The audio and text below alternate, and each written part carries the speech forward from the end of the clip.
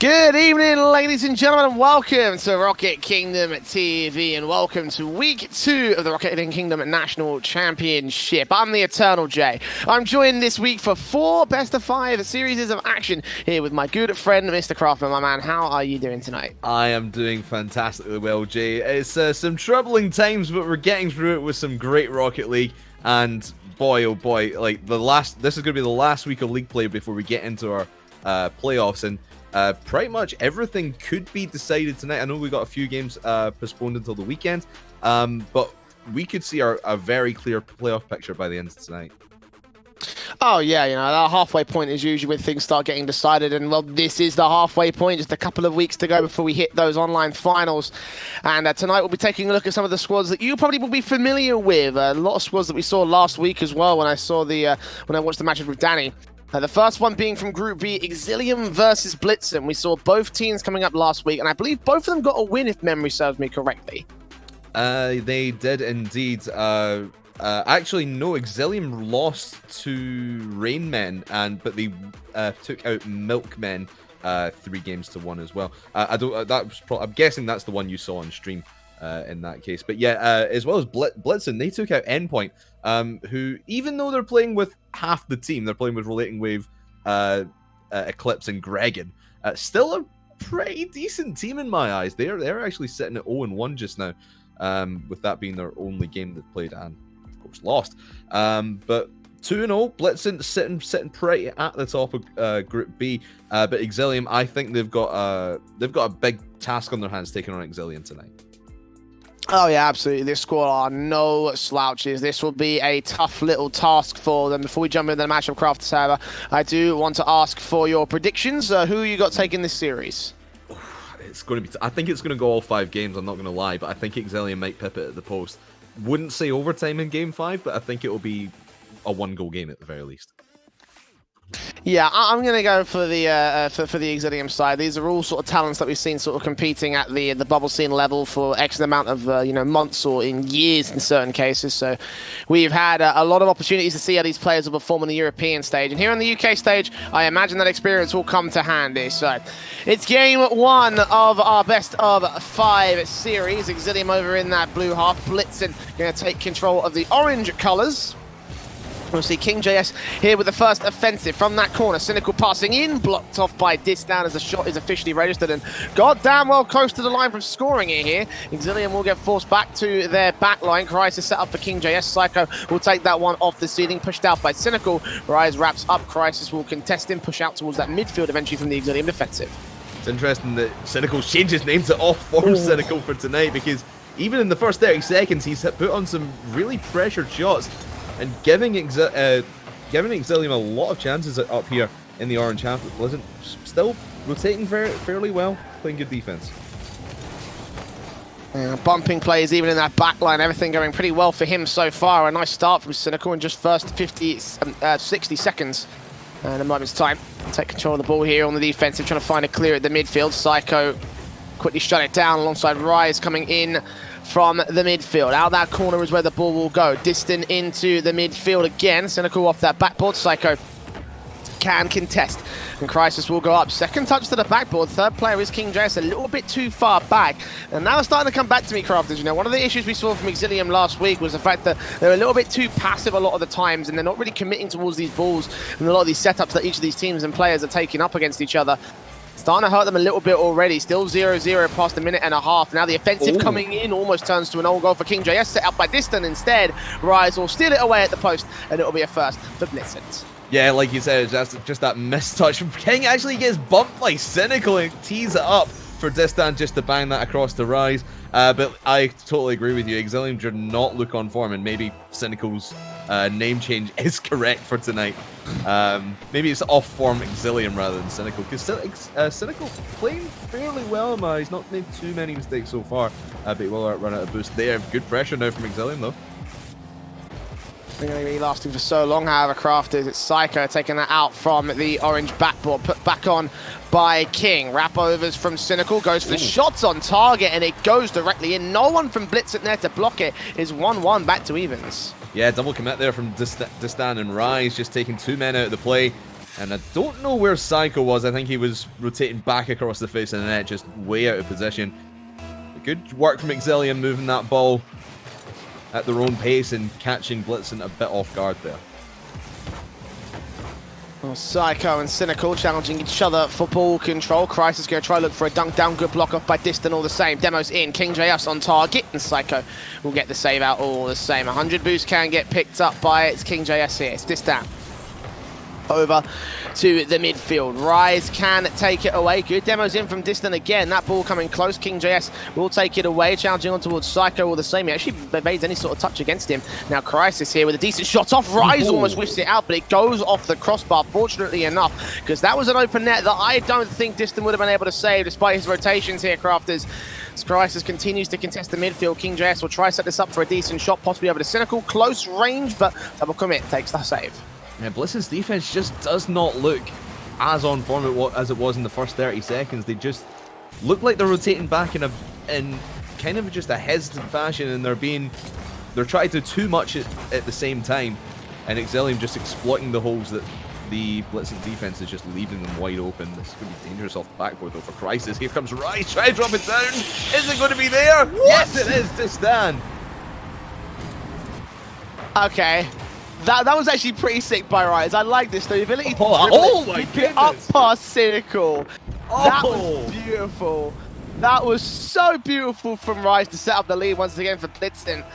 And a minute and 53 on the clock. It's a 2-1 situation for that orange half. Rise will try and take it out from the corner. Good saves in, and the 100 boost getting picked up. Psycho with no boost left for his own right. Distant will take this off the sideboard, bounce to the back. Rise will go for the shot, and it almost gets put in off the own goal, but crossbar is fortunately the friend of the Exilium side, and Psycho will continue to press against it here. Only a minute and a half to go. Exilium do need to score a goal eventually. They can't afford to be pressured in and suppressed in their own half. You can see the Blitzen side continuing to take the intercepts and the 50-50. It's close to the backboard, unable to get these setups and angles for shots on target, but it's stalling for time here. Exilium will be on the back foot for the remainder of this match, it seems. It will be, and they've been on the back foot really for the last minute or so. Oh, Rise, I thought he might have turned the corner, turned that one in. A lot of pressure from Blitzen as they really have flipped the script on this game number one here. Jay, they've been pressured in the first minute, 2, 3 even in their own half. Now they've flipped that back onto Exilium, and you can see Exilium, they're starting to struggle with that. They prefer to at least be holding the midfield and be further upfield to make some chances. Exilium maintaining their control over the pace and not taking control of the ball here. So they try and get to the offense, but Blitzen so quick to return to that blue half. Rise up against it. Crisis trying to push it out to King JS. He's pretty far up here. Good dribble in against Distan. Will go close with a slow ball. Challenge 50-50 against Psycho, but Distan will get to the ball first. Crisis still sitting in the midfield. Cynical rotating back to defense, and Rise at a decent chip off. Cynical will have to take control of this one. Distan stealing his boost away. Will get demoed out for his trouble. They need to find a good clear because Psycho's put this back inside the box. 10 seconds left, and they're running out of opportunities here on the Exilium side. Good challenge from Crisis. Is that on? It might just be no. Psycho takes it away, but Crisis off the crossbar. Can't get the shot in. Cynical trying his best to maintain control. Good challenge from Psycho. Another one back from King JS will keep this ball alive. And Rise to the right-hand side will leave Crisis to bounce out onto King JS, keeping this one up still, but finally killed on the floor by Blitzen. As Exilium scramble in the 0 time, but unable to get the goal that they need. It's the first game on the board for the Blitzen side. That was great from Exilium in the last 30 seconds there, as like we said, they were really on the back foot for a lot of that down the stretch. And Blitzen just I think they kind of got complacent and say, yes, we've got this game in the bag, but you can see where Exilium can take control. And when they go for those counter-attacking plays, where I think that's what they need to do more, to be honest with you, Jay. If Exilium can exploit Blitzen, pull them in to their own half, and then boom, the ball back upfield, go for a counter-attack, I think that's where Blitzen are going to be the weakest. Yeah, and Exilium have been struggling to sort of break into those halves and break into those defensives. Again, I feel like it's a little bit too much of a passive style of play. They're easing off the gas a little bit too much, I feel, like Exilium still held out in that midfield, couldn't commit to the full offensive as they had done before. And the pressure plays have suffered because of it here, Crafters. Blitzen have got a good read on what they're doing as well. Their pressure has been looking so good. Exilium have struggled to break out of their net so often throughout that first game. Yeah, definitely. And one player I really want to highlight on Blitzen is Rise. His setups have been absolutely phenomenal. I think it was a flip reset off that backboard, just teeing it up for his teammate to come in and get the go-ahead goal. But he's been doing magic in other places in the field as well, trying to set these balls up. He's had a couple of great shots, but I think he just needs a teammate and support to get some points out of it. Well, game 2, and we'll see if they can make those adjustments. It's the first shot coming in from Cynical here off the back of that kickoff midfield. You see how quickly it's returned by Rise & Co. Rise, in fact, getting an official shot on target. It's high off the crossbar this time. Psycho controlling from the corner, beats out Crisis in towards Distant for the dunk down. Cynical reads it this time, and Crisis will try to look for a way out, but Rise so quick on the pressure. Now King Jess as a dribble, beats out Psycho. Crisis there to receive it off the backboard. It's a bit too far position. The demo's in, playing it inside, but too slow. Rise can wrap back up, and Psycho can take control. Good challenge on the first, not quite the second here. It's King Jess tries to take control. Rise with a decent dribble, but Cynical there with an even better response, returning to that orange half. So a couple of good offensive plays coming in from both sides this time, but in the first 60 seconds or so, it will not be a goal here for Exilium. Actually, that might be completely different. 2 whiffs on the backline defense. Exilium strike first. That was just the defense, pure panic here. They were expecting Distan to win that challenge against King, and then Psycho and Rise just completely out of position. No chance to save that one. But just before that as well, you saw Exilium go for that fast counter-attack back upfield. Didn't work out for them. They were a little bit too slow and did let Blitzen rotate or have time to rotate, I should say. But watch out for that counter attacking play, because it might work here, but cynical. I think it was Crisis who actually saved that one away. It will remain out of the net for the moment. I'm pretty sure it was his teammate. I do not think Blitzen got that save out position. Didn't show up on the score feed. That'll be tragic for his second goal. They'll try their best to continue the pressure here. A couple of opportunities opening up in the back line, but they're unable to get it past those defenders. Rise forced back at the midfield. Psycho will tee this up as it's returned over from the Exilium defense. Over towards Rise on a pass play, back into the center line. Distant can't quite take control of this, but he'll try his best. Over to the right-hand side of the field is where Blitzen will have to try and play this ball out of good challenges again. Is that on target? That might well be there. It's a bit high and a bit slow, so Distant can take control. Crisis back on target, though. That bounced off the post this time. And Exilium, again, perfect opportunities wasted by that blue side. These shots coming in towards the orange nets are looking more dangerous as the time ticks down. And the Blitzen defense still are not ready for these. They're pushing far too far upfield at once. And for too long, I reckon. We need to work on these rotations back and set up some kind of defense to prevent Exilium getting those counter-attacks with ball out. Psycho. It's coming from the midfield there. Way out of position, but does eventually get a touch to it. Comes in with that quick save regardless. Christ off the backboard looking for a double touch. He's going to miss it out this time, Crafters. And this kind of been a bit of a vicious cycle, you know, just great offensives being set up and then taken away by the defensive line. This might still be a decent setup for the opposing side as Blitzen take it all the way up to the box but are unable to strike against it. Crisis to King JS again to the backboard. Third player coming in is Crisis. And the 1-2-1 pass will get Exilium up to 2-0 at last. And that's the play Exilium have been trying to set up this whole time. Just that 1-2 punch way upfield. And again, two defenders to the right of the net there as we were looking at it. Just nothing set up for Blitzen. I mean, like, you're talking about the cycle of attack, defend for both teams, really, and it feels like Blitzen have had a lot of control here, and they've just not been able to squeeze any points out of it, because Exilium just get the ball in their hands, go back on the counter-attack, but then just give up possession completely, but then rotate back in, play stonewall defense. That's why Blitzen still don't have a goal on the board. Well, King to Cynical, flip up towards King once again. Rise will take control of the ball before he gets that shot in, Distant to follow suit. Is there anyone on the back line? Yes, Crisis is there, and he'll still have that 100 boost before they can steal it on the Blitzen side. We'll give him enough breathing room to find the clear overall. Back inside that box, Distant can get a pretty easy save. Again, this ball being sent downfield, but not chased by Exilium. Pressure has struggled so far in this game. A couple of good challenges at the midfield again from Rise and Co, but King JS booms that back over to the orange corner. Distant beating out or trying to beat out the likes of Crisis. Demo coming in from Cynical will take him out of the play. Psycho tries his best to keep control, but it's not going to happen here for the Blitz inside. A minute and 10, and Rise will have a dribble up, trying to get past Crisis, trying to get to Distant. The setup was so good, but Distant a little bit too far back. That ball passed too far forward, and at the minute mark, it will still be a 2-0. The pressure must really be on for that orange side. You really need to get something going, because you can see every time the camera flips back towards showing the blue half of the field, and you can see here King just way far back, letting Cynical do all the work. There always seems to be an Exilium player somewhere in that back line. Blitzen just can't seem to draw them out, and I mean, with a 2-0 lead, you might as well leave one man back and play that safety net with 30 seconds left here. Distant, backboard, Psycho will look for a way in, gets the shots on, and the double commit there from the Exilium side will leave that line open. It's like a single goal difference now between Exilium and Blitzen.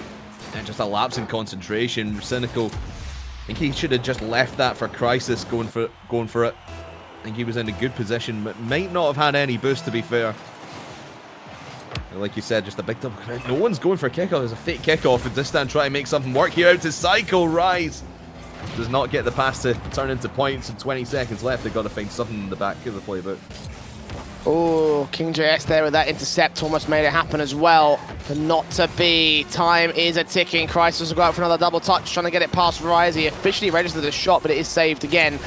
Psycho, awkward clear. That'll go out to open space. Just hit the floor before the timer hit 0. And Rise takes control. Psycho going to try and dribble it up over towards Distant here. Up and about here for a dunk down opportunity. Cynical takes it away from him. Psycho's not in a position to take this control. And Exilium will get it on the floor for their equalizing game in this series. 1-1 on the board. A Well fought effort from both sides, though, but at times it felt like it just sort of went to a game of ping-pong, Crafters. Yeah, everyone just kind of feeling comfortable in their own half, and I mean, Exilium ended up with that 2-0 Legion might as well play defense, but listen, I want to see them be more aggressive, because we've seen it where they've got control of the ball, they just take maybe 1, maybe 2 pot shots at the Exilium net, and then just rotate out, give Exilium the ball back, because they're probably just because they're being very aware of the counter-attacking play that they know Exilium can pull out anytime. But I'd like to see more aggression from them. Three-man play, why not? Just throw everything you have at the net and see what sticks.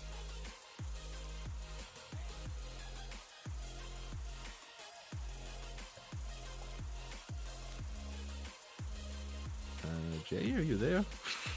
Hello? I think we might have lost Jay, so I'm going to keep No, I'm here. Sorry, I had my mic on mute. Sorry. Oh, well done, mate. I tried to. I tried to have a little bit of a cough just to have a just to make sure that I didn't destroy everybody's ears. But apparently, it turns out you need to take your hand off the mute button before. Yeah, that your would mouth. help. It really would. Exactly. So, I was gonna say that it felt like Exilium were challenged quite a lot more than they were really expecting, to be honest, here in this game. I think the line has improved a little bit, but Blitzen have had a lot of struggles in terms of the midfield challenges, and they've sort of won it out as a result of their struggles. You know what I'm feeling? It feels like Exilium still don't have all the sort of field control and ball control and positional control that they really like, and the kind of thing that they should have enough pressure over here, Crafters. Yeah, exactly. So, sorry, I was a little bit distracted. I think the server has gone down, so we're just getting that remade for now. Yeah, so sorry, keep talking. I missed your point. Okay, that's one each now. That's one each. See, this is what happens when you let your casters do the lobby creation, Murphy. I'm just letting you know. Yes, Murphy. But it shouldn't take too long to get us back into this game 3, as you say, Crafters. 1 apiece right now, Exilium equalizing. But as I was saying, it's been a bit of a challenge for them. Blitzen have had a lot of dominating midfield control, Mm-hmm. Yeah, dominating midfield. And sorry, I'm stressing out, man. Do you know it's been a long day, a long week. Just breathe. Just breathe in. Jay, tell me about the midfield again, please. I don't think I'll have time, mate. We're about to get into game 3. Okay, let's just start game 3 then, why don't we? Absolutely, we shall. Time to talk about midfields and defenses and Exilium and all this stuff. We might have time to talk about Psycho, though. Okay. What a challenge from him off the kickoffs. First scored in just 6 seconds for Blitzen. And of course, Cynical, not really expecting that. Coming back to that, I don't think he really should have cheated up. He should have stayed back. But all Psycho there, just mechanical play, spying his moment. And picks his point in the net and gives his team a 1-goal advantage. First goal they've scored in about 5 or 6 minutes of game time here, Jay. That's going to give them a confidence boost going into this one where they know they really need to win here. Distant taking control as well off the back of this setup. Backboard plays. Everybody's going to miss out. Psycho will look for his shot, but King JS will be able to deny it. Right, great ball control. Trying to outfake on Crisis, but he gets a better read. Psycho again to the backboard and leave it for Distant to try and finish off the job. It won't happen, though. In the corner, King JS trying to chase it in, and again, that midfield challenge from Rise has been a significant problem for Exilium so far in this series. They've not held the midfield control, they've not held the orange side pressure, and Rise going to utilize that for another good counter-attack. It's Crisis the man, again gets off the backboard, and again gets that save in, taking it away from the Blitz inside. Psycho, 100 boost, can get recovered in his first 60 seconds of the game, though. It's his team that has the driver's seat. 1-0 up, Cynical trying to change that factor, as is Crisis, but again, those blocks are pretty good. While they will hold the midfield for the moment, I imagine that will get easily challenged, unless it goes off the post kick. Oh. What was that? Oh, Blitzen getting off lucky and skillful in that one. You have got to score there. No matter how that ball is rolling on the goal line, you have to score it if you're Exilium. Man, oh man, what a wasted opportunity. At least they keep possession here and try to keep this possession going to get some points out of it. But man, oh man, that's a blow to the confidence for Exilium, despite all this aggression that they're now putting onto that orange side, because Blitzen have been the aggressors in the first couple of minutes here, Jay. And I think they might have listened to our advice at the game break there, and they are certainly stepping up the speed and stepping up the aggression on the blue net. Awkward back pass there. It's KingJS from that corner beating out Psycho. Going to try pass inland towards Cynical. Distant there again. Another great 50-50. I love the reads. I don't think I'm just reading how well these players are going to go and just denying every opportunity. Not from the player that's passing, but from the player that's striking. Yeah, taking out so much of that setup after all that effort as well for Exilium. It just gets worse and worse for their mentality. Clear out from King will not quite work out for them here on this orange half. But at 2 minutes and a half, Exilium have a little bit of time still left to make up only a single goal, mate.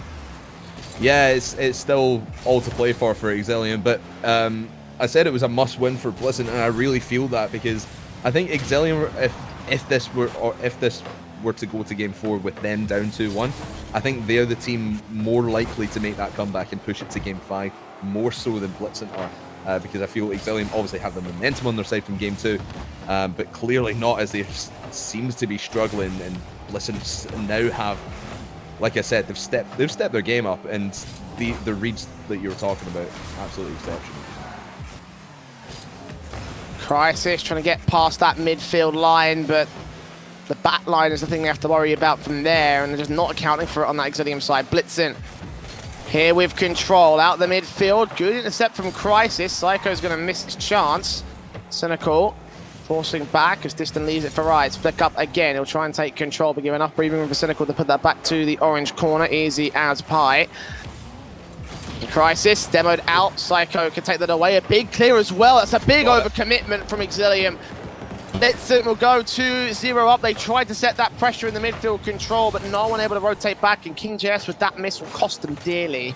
Yeah, he was just thrown off by that demo onto Crisis. That was perfectly played by the Blitzen offense there. Really defense and offense as well, and great to get it up to Psycho. Backline's cleared. Nobody's home. 2-0 to Blitzen, and they look to be rolling to stand now, coming down for a third potentially. But for Exilium, they really have to find their form that they were in the first couple of games, because they didn't really play too badly in those first couple of games despite losing Game 1. But now they just seem to be struggling against what Blitzen have pulled out the bag here. Nice effort from Crisis to get that one close to the line. The backline is being pressured a little bit, but the returns from Blitzen are better. KingJS, no boost to challenge Rise. Cynical's got to get that off the sideboard over to the box. Distant can take easy control. Crisis will 50-50 it away from him, but all in all, Distant will still win out the control. Flick back in towards the box. Cynical will take that away. Psycho on the right-hand side to try and redirect off the backboard. Third player of Rise coming in for a dunk down. Psycho might just steal it. No. Cynical there with the save. In the last 30 seconds, though, all this unrelenting pressure from Blitzen will start to catch up with the Exilium side. To the backboard one more time. A better challenge puts that one right in front of the net. Cynical will take it away, and Distant will get beaten out by him, but time is running short. 10 seconds to go to 2-2, and with even more pressure coming in from Blitzen, I think Exilium have wasted their last chance here to be 2-0 in Game 3 and a 2-1 series for the Blitzen favor. Ball on the floor, and you can count that one out. Blitzen now up on match point against Exilium. Yeah, I mentioned Exilium were out the two teams the most likely to push this to Game 5 if they were to go down here. I'm starting to doubt that now. Just the way that they just looked uncomfortable on the pitch, and Blitzen were just, playing all over them, not giving them any space to work with, and the space that they were working with Exilium, they just didn't really know how to use it that well. They were trying to go for solo plays. They weren't really looking for each other too much. Compared to Blitzen, you saw the passes from Rise and Psycho. They're just playing at the top of their game right now, and Exilium have no answer whatsoever.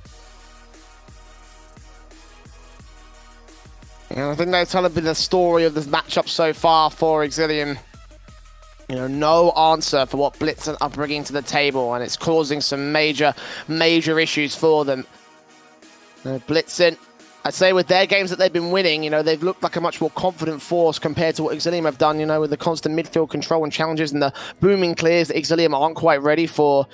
And the pressure, when it really gets to them, it's just like, mate, there's no way out for Exilium in a lot of these cases. So, but that's Game 4 may be it. That's the thing. Exilium were doing all the booming clears in the first couple of games, and they were getting away with it most of the time. Blitzen weren't really reading those, but now they've caught on to it. This is their game to lose here, Jay. It's do or die now for Blitzen. Same thing for Exilium. Can't afford to lose this game, else they'll be out of this series. Cynical will take it in towards King JS. Great passing play off the post, and that bounces in the back as well. Exilium to kick things off in just 12 seconds. Hello, Cynical and King. Where were these passing plays in the last game? Didn't see that busted out in 12 seconds, and you got one on the board. Well done, lads. That's what the form you wanted to return to, and that's the form that you're going to get here. Even though Cynical still claims that he's off form. Distant will take control once again past two of the midfield and defending players. Crisis also going to get beaten back by Distant. If he was the last man there, that possibly could have gone on. A bit slow, so the rotations from Crisis and Cynical can go on to effect. That ball getting dangerously close to that net still. Exilium challenged by Distant in the center line. Psycho will find that boomer, put it back down to the blue half. Cynical beats him and beats Rise as well. Rise tries his best to disrupt that whole situation. King JS will be contested by him in the midfield one more time. Crisis back onto the right-hand side of the net to the backboard. It will be Psycho to take it away. And King coming in over to the corner. Should be easily denied by the blitz inside. Exilium are playing right into their hands at the moment on the defensive line. The easy sort of clears and defenses and the saves coming out from Blitzen.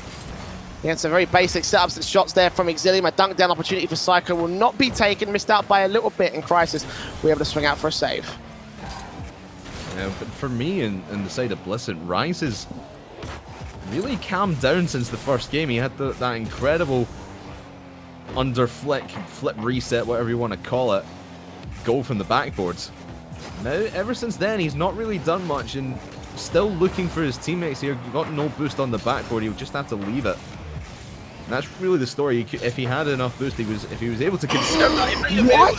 Shot in. But that's a great passing play up from Crisis to King JS, and Crisis just baiting Distant. He just jumps to nothing.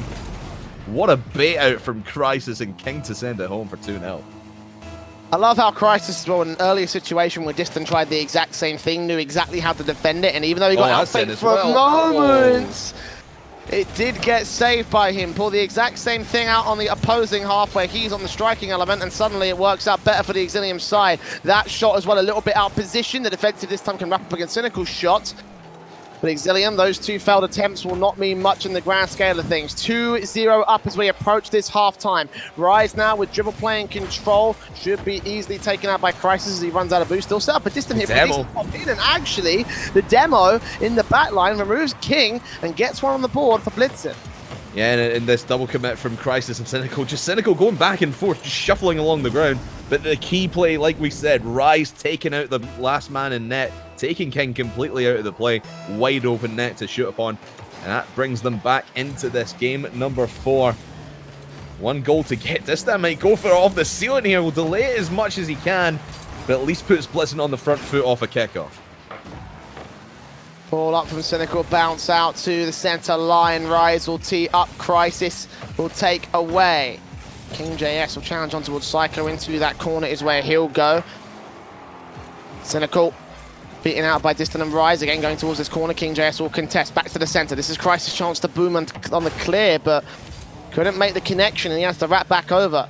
Psycho, backboard, big miss from him. Cynical also missing out. Rise will take it back to the corner. Got plenty of boost though, and pinching it away from blue side control. In the end, it will be King JS up with control. Cynical passing up towards him. Psycho will intercept it as Cynical gets demoed out. Now it's control for Distant, trying to flick it up against the likes of Crisis. Rise will also get involved in the 50-50.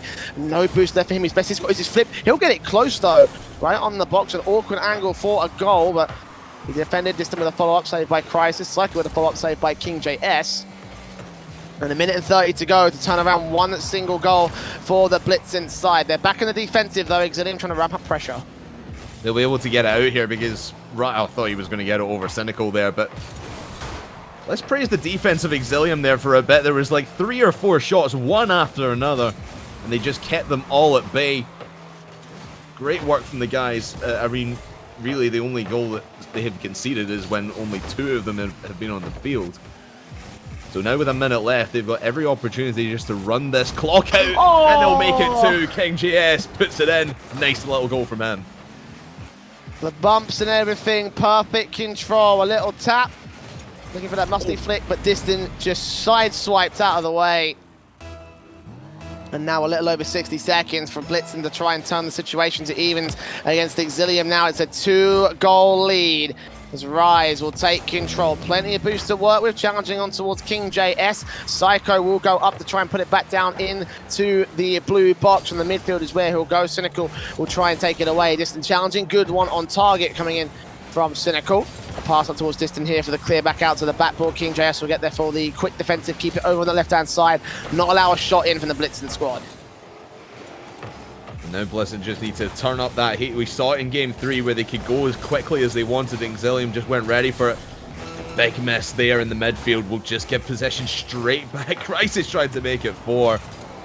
But really the key there is just taking the ball away and running precious seconds off this clock. King JS close, taken out once again. Cynical will move forward. King JS had a pass towards his man. Backboard play, but not going in the back of the net. So 10 seconds remaining and the pressure being applied by Exilium. Similar shades to what Blitzen were bringing out to the table from the last game here, just making sure that they do not find an opportunity to score. Therefore, no opportunity for a kickoff goal, a miracle kickoff goal if it would have been the case. Exilium will take us to Game 5 here in this best of 5. 2-2 now on the series board. And while they fought well on that Blitzen side, Exilium bringing a lot more to the table in this game than they have done throughout the entire series so far. Yeah, well, we thought it might go to Game 5, Jay, and it will indeed. But yeah, Exilium performed phenomenally well, especially in defense. I mean, 8 saves between them, 4 alone for Crisis off these, how many is that? 9 shots that Blitzen put onto net. Absolutely incredible stuff. And that sequence that we saw with like a minute or 2 to go, absolutely outstanding. And that's really what won them the game rather than the pressure, because we saw those counter attacks upfield just pass from nowhere, really between King being that frontman. Obviously he got the 3 goals for his team, and then Crisis and Cynical playing perfect teammates, getting King the ball in open space, and he can send it home. And Blitzen just don't have an answer right now, like exactly the same as they had in Game 2 as well. No answer. It's curious as well how like one game Blitzen don't have an answer, the next game Exilium don't have an answer. Anything, the stretch should mean that this is the next game that Blitzen win, and it will be a struggle from the Exilium camp. But that's just pattern recognition. The future is unclear for this series, and we'll see whether or not it will go the way of Exilium or whether it will go the way of Blitzen here. And Exilium in desperate need to take control of this series. They need a solid sort of follow-up from their 1-1 from last week. Blitzen obviously trying to extend their 2-0 at the moment. So we'll have a quick sort of a rerun of the server, a couple of bugs in Rocket League as usual. A lot of bugs been floating around lately, Crafters, so get a lot of an opportunity to figure things out and get it all working. Yeah, we'll get that one remade for you as quickly as we possibly can. Get everything back up and running healthy for our game number 5. But like you said, it's very weird to see one team on, one team off, because it has been back and forth, and well, logic dictates that it's going to be Blitzen that win this one if the pattern continues. But like you said, if you've seen the questions, you've seen the exam, you should know the answers. But both teams just running out of answers towards the end of this series. It's going to be interesting to see who's on form at the start of this game, because I think whoever scores first has scored first in the series has gone and won it so far. I think that's going to hold true here in Game 5. Yeah, I imagine so. That will certainly be the case. The 2-2 series still in effect for those of you just joining us. The next game will decide who's going to be the winners of said series. Exilium or Blitzen. Looking like the bugs have been sorted. Looking like the server is stable. I think we're ready to jump into it here, Crafters. Game 5, Psycho And Cynical taking each other on. Going to try and get it out to King JS to the backboard. Cynical so ready for that dunk down opportunity, but it's denied by the Blitzen defensive as they return quickly to their counter. Look at Rise with a great dribble and a great 50-50, but Crisis getting that second touch in will not allow the first goal from Blitzen. Rise here for the dunk down off the level to backboard one more time. Psycho, good 50-50 back in, but that's going to go way too far wide. The second touch will also go wide to the left-hand side. And while Blitzen will have a lot of pressure in the early game, in the first 30 seconds, it's no goals. So much pressure from Blitzen, and I talked about Rise in the last game. Kind of been quiet since game number 1, but he's looking to make some noise here at the start of game 5. That aerial play, that aerial dribble, just testing the waters of the Exilium defense here in game 5. Wouldn't be surprised if he goes for that later on. Crisis off the ceiling. Second touch against Distan will not be allowed. Cynical puts it back on. Rise will take it up and over against Distance. King JS from the midfield challenge, and Cynical will continue to move forward. Rise beating out the second player. Charging on towards the third, but King JS able to disrupt it and buy some time for the rotations of the Exilium squad. Cynical now alongside King. Could bump out from King, actually. Crisis will get the 50-50 in against Distant as a result. And Cynical is out on target. It's close off the backboard. Second touch will not be allowed, though. And again, the midfield is defended by the Exilium side. A couple of breakaways from Blitzen, though. It's starting to look a bit scary on that blue side defense. Really is, and you can see here Blitzen moving the ball very, very well. Rice might have an open shot at it. No, he won't. The King comes across the face of the net just in the nick of time. We talk about these midfield plays and how Exilium have really won every single challenge, and you can see where Blizzard get control of the ball. It is deep in their own half, and they do a lot of work to move this ball from their back line to the front line. They're wasting a lot of boost in the process and allowing Exilium to set up their defense. Oh, Distant with the bump. Psycho with opportunity. Crisis can't get to position. It's off the crossbar, though. A great effort on the setup there for Blitzen, but in the end, it does not go past the line here. Distant now teases one up. 2 points of boost trying to fake out Crisis, but it won't happen against him. He gets an easy 50-50. His defensive challenges have been so solid so far in this game. King JS there with the fake, trying to get it inside the box. The ball will not go so far as out of the corner, though. Crisis set up again, can't get his touch in as the ball goes unpredictably out of his position. Psycho, challenged by Cynical, ball slips underneath him. Secondary touch, 100 boost picked up from the corner. Rise can take it away from him so easily here. The pass up towards Distant is not received either, so a couple of missed positions there from the Blitzen side will not give them the full extent of the pressure they were hoping for. 2 minutes left to go on the clock, and we're still at 0-0. Rise will try for a chance. His second touch will not be allowed by Rise. Yeah, both teams not really wanting to fully commit as of yet. I mean, Blitzen are really the aggressors here, and Exilium just trying to keep all their eggs in their basket, but that's going to be a wide open opportunity. Talked about how Blitzen were fully aggressing, and the counter attack, big boom from Crisis downfield, will put one in with just under 2 minutes on the clock. At long last, the overcommitment, the pressure attempt from Blitzen, leaving a big gap in their midfield, though, and that allows that first goal to come in. Look at the kickoff as well, control from Crisis. Boom back on by Blitzen to this corner. Distance going to try and maintain control, looking for an early equalizer. Pass back in, a beautiful shot from Rise, and a beautiful setup from Blitzen gets them back in the game.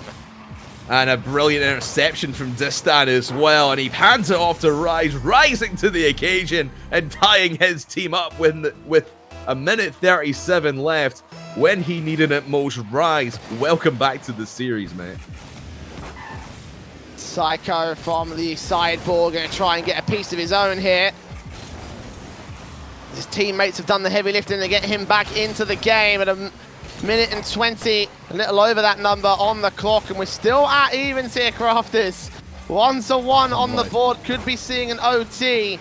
As King JS comes up to the midfield, Rise will try and take control. Distant bumped out of the back line. Rise desperately clinging on to every little bit of ball control that he can. Getting it past two, ball set up for a dunk down. Distance not quite in position and not quite ready for it though. It's easy up to the backboard again, can't get a bump in on Cynical.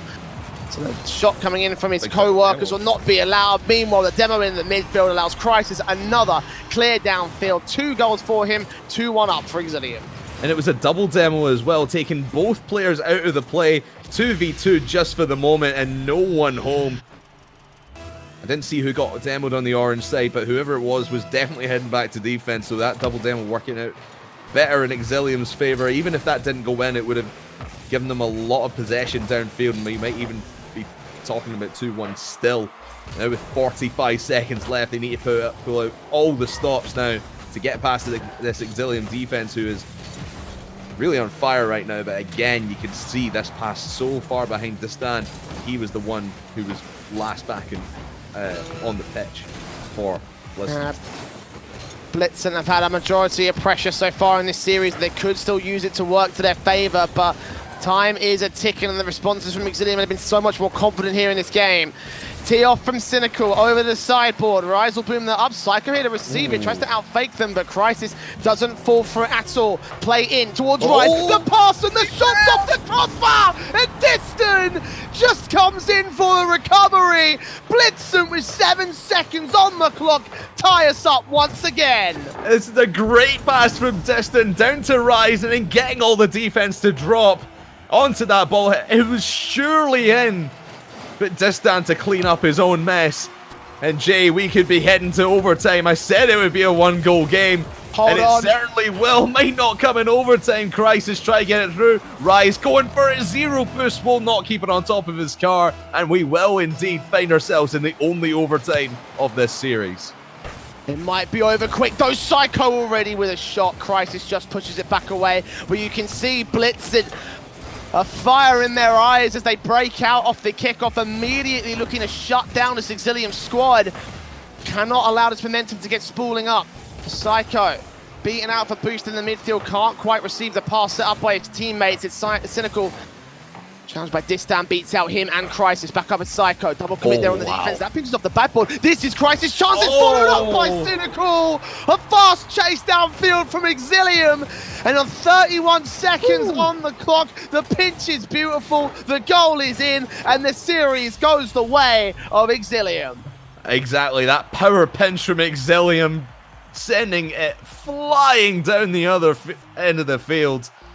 And that is what has been Blizzard's downfall here in this series. Just not be, I mean, you can't really prepare for that quote-unquote counter-attack at the end there, but the counter, like not being prepared for a counter-attack, suddenly having the ball in your own end is not something that Blizzard were prepared for, and Exilium just exploited that the entire series, and it's just unfortunate for Blizzard the way that ended, just on a random play, power pinch all the way down. Unbelievable. What a series. What a game to end on as well.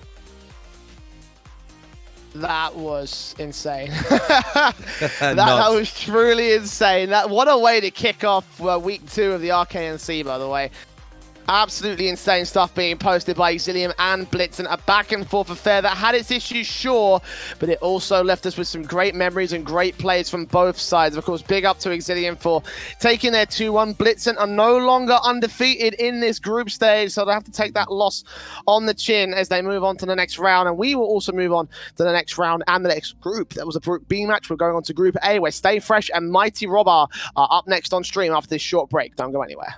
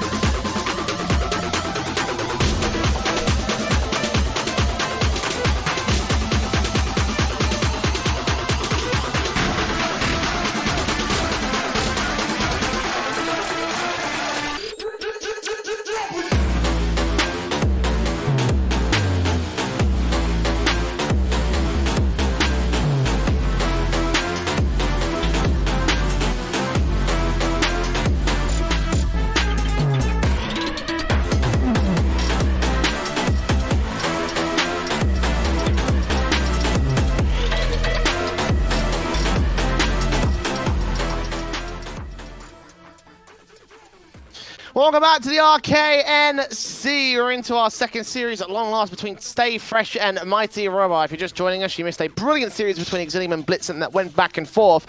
And Crafters, I think we're hoping that this second series will go in a similar sort of fashion. What are your thoughts? Yeah, I'm hoping so too. Both teams together in the standings of Group A. Stay Fresh at 4, sitting at 2 and 2 just now. Mighty Robar sitting at 1 and 2, just one place below them. And that is actually the start of the elimination zone, because remember, you need to finish in the top 3 of your group to progress into the playoffs. Your first place gets a bye to the semis. 2 and 3 go to the quarterfinals. You want to get that top 3 spot, which is definitely possible for both these teams, Stay Fresh and Mighty Robar. And I think this game will decide whoever wins it will have a shot to get through. I think whoever loses here is pretty much out of it. Yeah, I mean, you know, it's going to be a difficult sort of affair for a team to get back in at this stage, you know, considering the current state of things, considering how much we have to considering how much we have on the line at this late stage and sort of the halfway point of the tournament. Like, you know, these matches could be completely devastating to a team's campaign, you know, especially where they're currently standing in terms of that position. Like you've mentioned, you know, Stay Fresh currently at that 4th position and Mighty Robot behind them at 5th. You know, obviously accounting for the fact that we've seen some other results coming in across the day, like this probably could end up being make or break for them, as you say. So gonna cross our fingers, hope for the best for both of these sides. But I gotta ask before we jump in, how are we feeling? Predictions? Who are we gonna go to? See, I've not really seen both these teams play. It's gonna be a tough one to predict, but just why not? We'll go with Stay Fresh, just because they're in the lead. I'll give it to them in 4. But just on the point of getting to the playoffs, I mean, just looking in their group, they've got 2 great teams ahead of them in PI and Aeriality, and of course Yermal, who we're going to see next against Mighty Robar. Whatever happens here, they're a great team as well. So definitely 3 top teams, and one of these teams is just going to have to cause an upset. There we go, the battle for survival in Group A. Stay Fresh on the blue side. It's Mighty Robar over on orange. As Swift wraps around for the defensive. Shallow and Growly will be in point for the first defensive strikes. We're going to have off the backboard here and a play back in from Shallow, trying to get back towards Growly, but Matt Gray gets that demo in to try and take him out of the box. Now with a bit of a decent breakaway. Swift bouncing up, second touch will go close, but no cigar. Mighty Robot on the rotations will take as much away from Stay Fresh as they can. Good tee off against Matthew. Growler's going to have to wrap up over.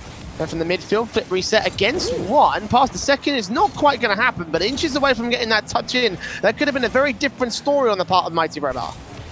Very could well have been, but it is very back and forth here in the first 60 seconds of gameplay of game number 1.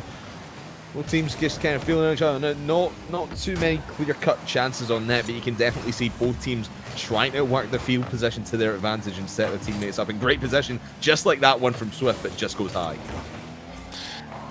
Still 0'd out here for the first minute and 30. Seen Stay Fresh have a couple of good attacking opportunities, just denied by the Robar defensive, but closer to the net on the part of the orange side, so a couple of caveats being taken away. That's an awkward back pass coming into the midfield. Shallow can take it back. Growler puts it out to the corner, bounce into Rob's position. He'll go close to taking a strike, but gives a bit too much breathing room here for Stay Fresh. Challenged again by Swift, going up past the first, trying to dunk down towards the target. Rob will get that save in. Matthew goes high off the crossbar to the right-hand side. Matt Gray's a little bit late to the party, still holding in the mid-center rather than the mid-right. Goes in for a 0 angle anyway, and it's just pushed out by the backline defense. The last player there, I believe that was Shallow, getting that save in, and Stay Fresh will not be allowed a great early goal. Very good opportunities from Stay Fresh, like I said, working that ball to their advantage. The Mighty Robar defense just looking a little bit shaky. They're getting away with a couple of these plays, mainly with Stay Fresh just not being able to put the shot straight onto target, as that one goes in from Matt Gray. Matthew, great touch down, but Swift won't get there in time. It's an empty net and it just goes wide once again. Like I said, Mighty Robar are getting very, very lucky with how these plays are ending up. Shallow just barely going to get out of the way off that backboard. He had to stall for a couple of seconds and ensure that momentum shifted back towards it. Matt Gray passing up to Swift. Matthew will take control off the sideboard bounce. Shallow in position here to the other side of the sideboard. Swift will take it from the corner. Growly moves up, 70 points of boost to his name. A tee off against the first touch, but he runs out of boost so early as the midfield line. Won't be enough pressure, and not a return coming in from Mighty Robot. Block off from Rob here to the backboard. Got to take these dribbles in, got to take it back to the midfield. Challenged again by Swift. Shallow takes it up and over to the backboard. Matt Gray can't tee it in off the ceiling, trying to put it back down, missing out. Shallow will take this high off the crossbar again. Rob to try and recover it, but a little bit overzealous here from the Mighty Robot side. That could have been so much more accurate. There could have been a goal in, but in a minute and 35, they're still yet to score any on both sides. I say that in the pass to Matthew. He's going to go off the crossbar, so still nothing from Stay Fresh. And both these offenses, particularly the Mighty Robot offensive play that we just saw there, it's just a little bit too slow for my liking. Could definitely speed these up and catch Stay Fresh off guard. They're not willing to fully commit on these fast plays. Maybe just run out of boost towards the end. It's definitely something Mighty Robot really need to consider, because Stay Fresh, their defense is just a little bit stale right now.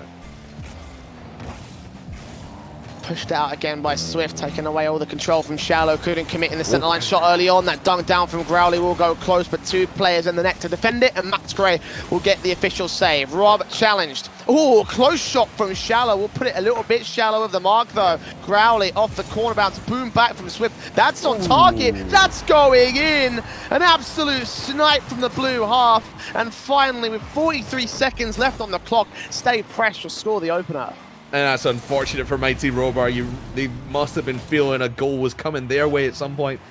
Now there's two men set up in the midfield with one going for it, and it was just Swift picking his moment.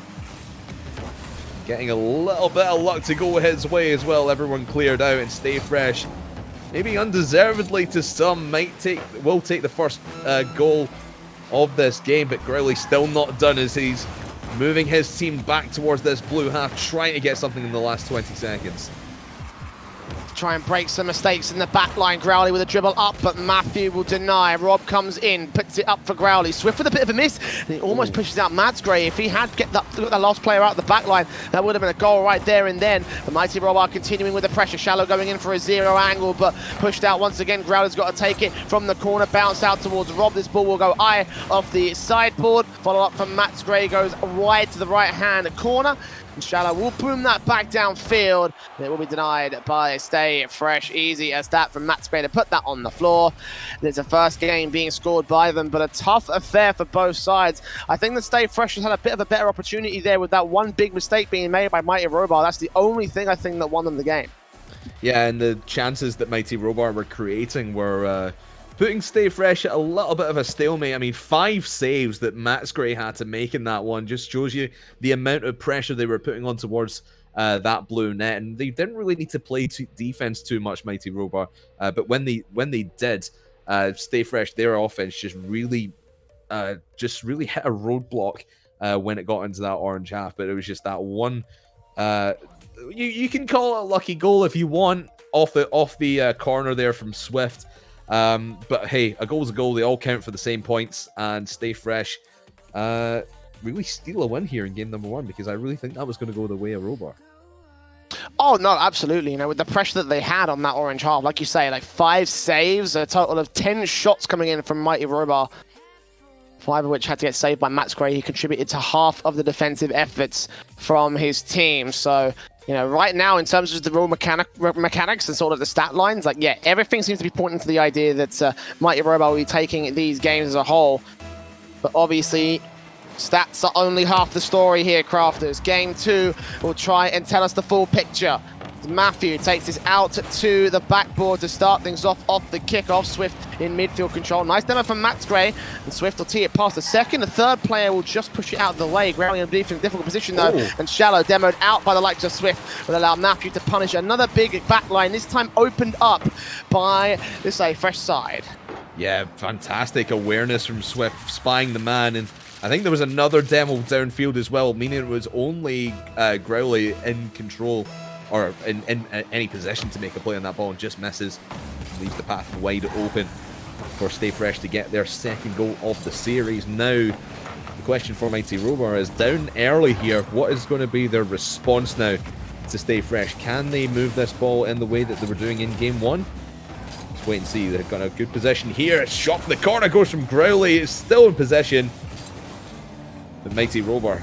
Some flashes of brilliance. They just need to make things drop now. No communication. Rob could not get to that setup that was put in by his teammates. Another boom back down over to the orange half from Matsgray that will be denied. Matthew again into the box, trying to challenge Shallow with a 50-50. Rob comes in with that demo to allow Shallow a bit more breathing room, but Swift there. Another good 50-50. Growly with control. Tease it up past Matthew. Good in towards Rob's position. He'll take control. Flick past Matsgray. A brilliant dribble, but denied by Swift. Growly back up to the right-hand side of the sideboard, looking for his own redirect. Will get Matthew instead. So he demos himself out to hold the defense, and Swift going to try to look for this clear back down the boom in the center line. The backboard plays that should be denied by Rob. A great effort from Stay Fresh again on the defensive. A couple of close shaves, though, coming in. As Matsgray sets this up, Rob gets the demo in against him. Swift will continue to apply pressure against the orange half with a flip reset of his own. Not quite against Rob. Yeah, you can definitely see that goal under their belt is giving Stay Fresh a lot of confidence. And Matsgray, a perfect setup from Swift. And just the defense way out of position as Matsgray takes that one away from Rob. Goes 2-0 up, and now the thing I'm seeing from Mighty Robar is they can't really decide if they're going to take a touch or boom it downfield, and when they do make that decision, they're usually making the wrong decision. There was one point the ball was coming all the way back to orange, and they boomed it right downfield with nobody there except a blue player. So smarter decision making needed on the orange team. Well, 3 minutes left. They want to try and put that into effect in this game. The passes coming in from Stay Fresh. The demo's out as well. From Rob to Matsgray will take away some sort of control. Shallow can't get control of the ball of his own right, though. Perfect opportunity to dribble in the fakes and try and bait out some players on the defense. You see how quickly Matsgray is going to adjust to that clear attempt. No points of boost left for him, though. It does go over to that blue half, and they're pretty boost starved there on that particular play. They could have caught Stay Fresh off guard, but again, Mighty Robar not having the capacity to punish it. Double commit there, pinch play out from the blue half to the orange. The setups again, you're going to try and follow suit with a shot, but Growly will try and deny. At the halftime mark, it's still 2-0. Rob's going to try and change that beats out. One dunks down on the second. Follow up from Shallow will come in, and it bounces off Matthew to score an own goal and score the first for Mighty Robar. Brilliant setup from Rob here, just baits the defense up and Shallow to send it home. Perfect standard play, the 1-2 punch. And they bring it back within one with 2:20 on the clock. Not much you can say there, really. It was just great persistence from Mighty Robar, knowing that the passing play was coming in that setup from Rob. Absolutely exquisite, great baiting the defense out like that. Two players this left-hand flank. Ooh, good pinch. Didn't see that one coming. Certainly caught Stay Fresh off guard. The midfield just crumbling to pieces. They do manage to maintain control in the end, though. Reset up the corner set. Matsgray gets challenged. It goes back to the midfield. Rob will try and go for a shot on target. Easy rotations in from Matthew, though. Should be no problem for that defense. Shallow back on. Swift there with a save. It's Growly. Teed up. Second touch denied by Matthew all the same. And Stay Fresh return to the Mighty Robar half. A back and forth sort of play between the blue backboard and the midfield for the Stay Fresh squad. Team Robar desperately trying to set up that offensive play here. Rob, two players missing against him, goes in with a shot against Matsgray. That could have been a bit of a disaster for Stay Fresh if they weren't careful. It would allow a bit of pressure to come in. Mighty Robar did not support him, but they'll try and look for that goal in. Still 60 seconds to score a single goal difference. Yeah, just a very weird play on defense there by Stay Fresh. Like you said, great passing play though. What? Round the defense it goes, and it will tie up at 2. I don't know where anyone was here. Swift was actually coming out. He's avoiding the demo from Growly by the looks of things. Knew he was coming and had to make a play on that ball. But great stuff from Rob and from Shallow to work that ball in a position where he couldn't get to it and tie the game. Okay, I thought the backline would have held its own, but apparently not. Swift, as you say, avoiding that demo as much as possible. And just like that, with 2-2 at even, Stay Fresh were able to hold this position for a very long time in that last game. Rob setting up Growly for a bit of an overcomplicated play. Matthew read it, though. Flicks past Shallow here, will only go so far as Shallow. Swift going to also miss out touches on the ball. Matt Spray's going to get forced back. They can't afford to get pinned in their half. This is where their opponents can be dangerous. That ball goes in off the backboard one more time. Growly in and Matt Gray out. Swift and Matthew looking for their clear ups, and they go towards that right hand board. Matt Gray can receive with a decent dribble play in the air. It's denied by Rob as he returns back. Matthew to put it inside the box once again. Shallow. 20 points that boost, challenged by Swift as he dribbles it up, trying to flick it in towards Matt Gray. Backboard play, third player can't be seen though, as Rob passes to Growly. It will be an interception coming in from the defensive. Matt Gray beaten by Shallow. Shallow comes in against two, Swift comes out, bumps in, chance available for the third man, but again, no commitments there from Stay Fresh. They will have to kill the ball on the floor and get us to overtime for game 2. And we've not, up to this point, really seen Mighty Robar play a lot of defense, mainly because they've not really had to. That defensive sequence from them at the end of regulation sparks joy for me as I watch that defense go back and forth. And overtime might just be the thing that keeps them in this. They really need to win. They do not want to go two games down to the Stay Fresh side. Well, Matt Gray trying for a zero angle. Swift tees it off into open space. Matt will be allowed. Decent shot. Matthew puts it in towards Swift instead. Good shot close to the target. I think Rob just got bumped out by Shallow there. Either way, it will still be cleared by Mighty Robar. Growly in with a decent dunk down chances. Denied by the defensive. Now Swift has control. Two players already committing to the offense, trying to beat out Rob, and he slows it down. Just enough to force the mistake and just enough to force the 3-2. Stay Fresh going to take game 2 on their board.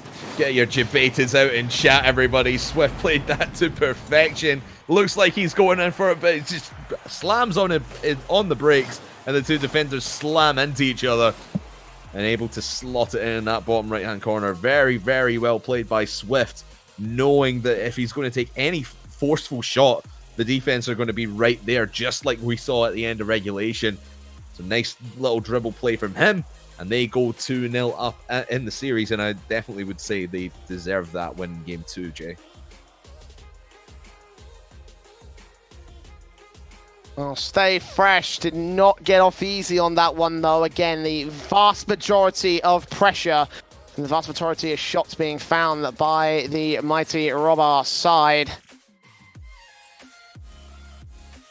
And Stay Fresh have been pressured heavily over the course of this entire series, so their efforts in this matchup, they continue to be challenged as we go to their match point, though. Mighty Robar have had the lead a couple different times over the course of this one, and certainly have had the equalization status against Stay Fresh. And therefore, I can see them being able to steal this game away, Crafters. You know, I don't see this being an easy sort of affair for Stay Fresh. Yeah, they're going to be tested to their limits here, and obviously Mighty Robar do not want to go down, because, I mean, we alluded to it before. Whoever loses this series, I think I've not run the math on it. Can't tell you for sure, but in theory, they're going to be out. Whoever loses this series here. Obviously, Mighty Robar have a game on stream next against your Maw, one of the top teams in this group, even in this league as well. So this is a must-win game for them if they want to continue their run here in the Rocket Kingdom National Championship. They've got to make this reverse sweep happen. It's game 3 to get it started, and already the pressure coming in from Matt Gray. Backboard plays in towards Swift to follow suit in 30 seconds. The first will be scored by Stay Fresh. A beautiful setup as well for this goal. I mean, we were singing the praises of the defense for Mighty Robar, but there's only so much they can take. Just so many shots towards the net. I mean, only 2 registered, but I think there may have been 3, maybe 4 in there that tested the waters on that orange backboard, and now Stay Fresh have their eye in. That's just going to be their game plan for the rest of this one. Send it home, send this series to bed here in game number 3. They're going to do it with just keeping this pressure on. Rowley in the midfield, 2 players, Matthew and Matt Gray.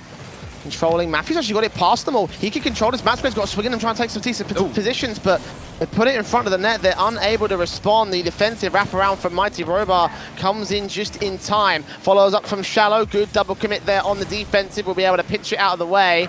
Could have been difficult for Matt Gray. He's still set up for a good shot. In the same way that he passed up to set Swift up for a goal, Swift to return the favor. It's 2-0 up to Stay Fresh. And Rob was set up in a way he thought Swift was going to shoot for it. It sets his car up in an angle where he can go for that block from Swift, but Swift, very clever, hands it off to Matt Gray. And they're up 2-0. Very well played by the offense here. And Mighty Robar. Mighty seem to be falling now, Jay. Oh, maybe not. Yeah, we'll see. Maybe not. That back line looked a bit awkward, especially when Matt Gray's missed here. I think Matthew may have thrown him off, and Swift also not in the best of positions either. So a goal back from Mighty Robar, and we saw how this went last time as well. 2-1 on the board, and Mighty Robar within a single goal, a 3.5 minute deficit as well to turn back a single goal differential. Two players baited to the left-hand side of the field, could have opened up a bit of a back line. And not to be here for the Mighty Robar side. Set up again to their own half. They're about to deal with majority Stay Fresh pressure this time. Great passing though. Rob's going to try and control this ball into the center line. Moving back on midfield shot from Shallow, taken away by Matt Gray in this case. So Mighty Robar trying to reapply the pressure they've found so far in this series and use it to great effect to get them past the hurdle. They know the cracks in the Robar defense. Just need to work that, and again, here's Rob, single man back, looking for that shot from Matthew. It's an awkward touch though as he leaves it for Shallow. But again, just the pace of this Stay Fresh rotation is causing Mighty Robar a lot of issues. But that may set it up. There's Shallow coming in. The ball will just be taken away from him. Second effort by Rob will be shut down by Matt Gray. Oh, Swift with the demos in as well. Going to try and force some of the defenders out of the way, but good challenges again. Robert That's on, of his own right. That's on! What a shot, what a challenge, and what a way to get us back in 2-2 once again at halftime. Who was the last man back there? I think it was Matthew, but he was halfway up the field on the ball, and I think everyone was just way too far back, and they were still rotating back, but they were still way, way out of the play. And that was just fortunate for Rob getting that good challenge and winning it. And now it sets them up. Might actually be 3 as that one was wide open, but just can't sneak it under the crossbar. Shallow taking control. Growly there with a second follow-up. Rob moves in with control of his own right, trying to get it past Swift. He'll only go so far with it. It's Shallow now up to the task. Good challenges coming in at the midfield line for Mighty Robar. A return from Matt Gray will look a bit more confident on the offensive line. As Swift gets demoed out by Rob, though, they're still going to try and force the issue back on the part of Stay Fresh. Matthew beaten out by Growly.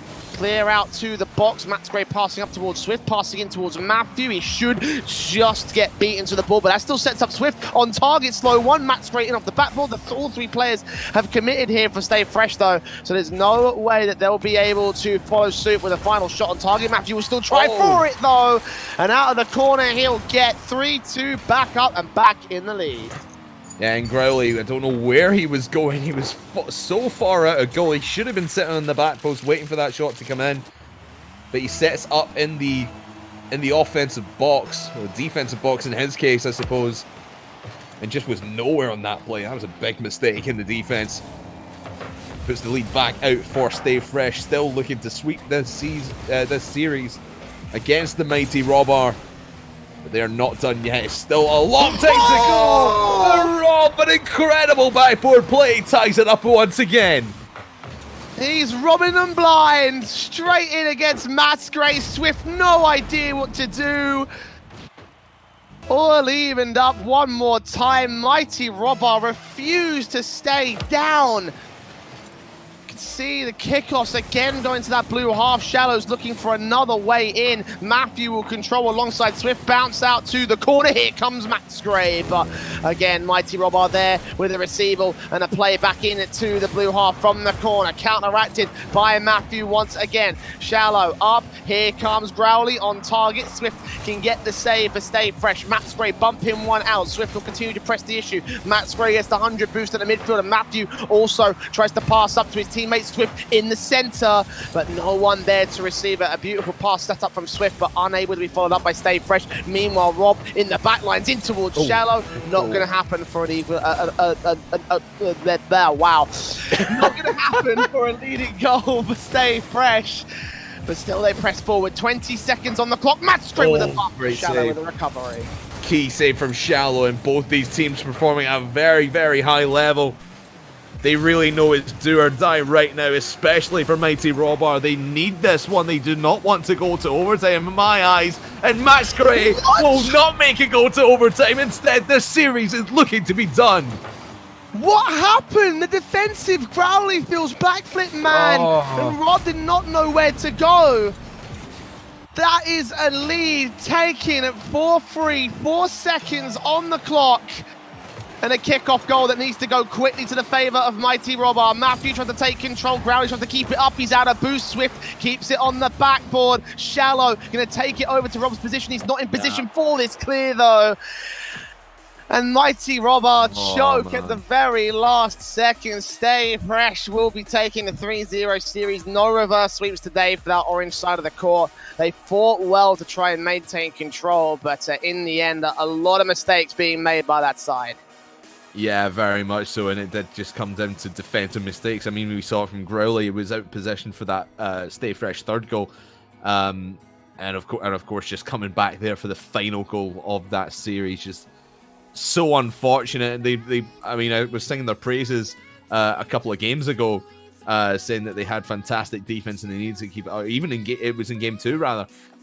They had save after save after save to at least hold it at a 1-goal game and give them a chance.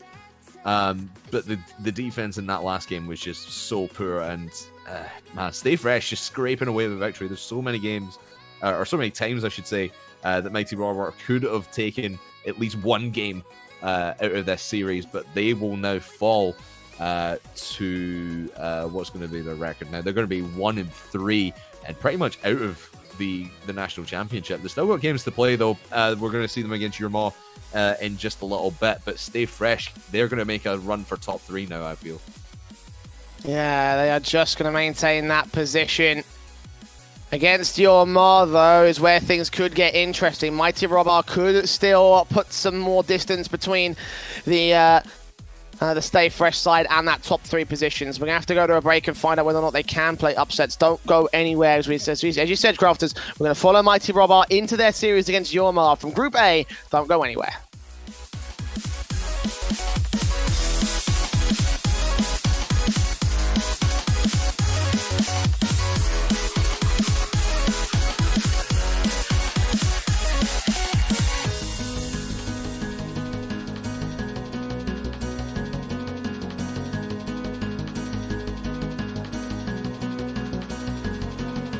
Open your eyes and see the people chanting, slowly falling apart.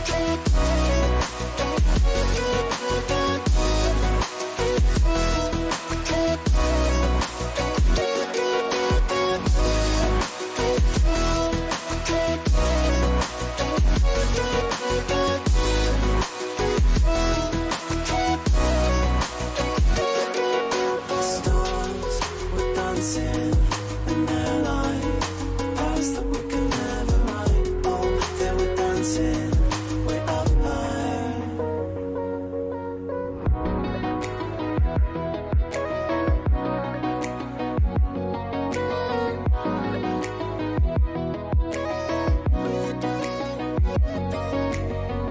We built these walls so we could find who could prove themselves to the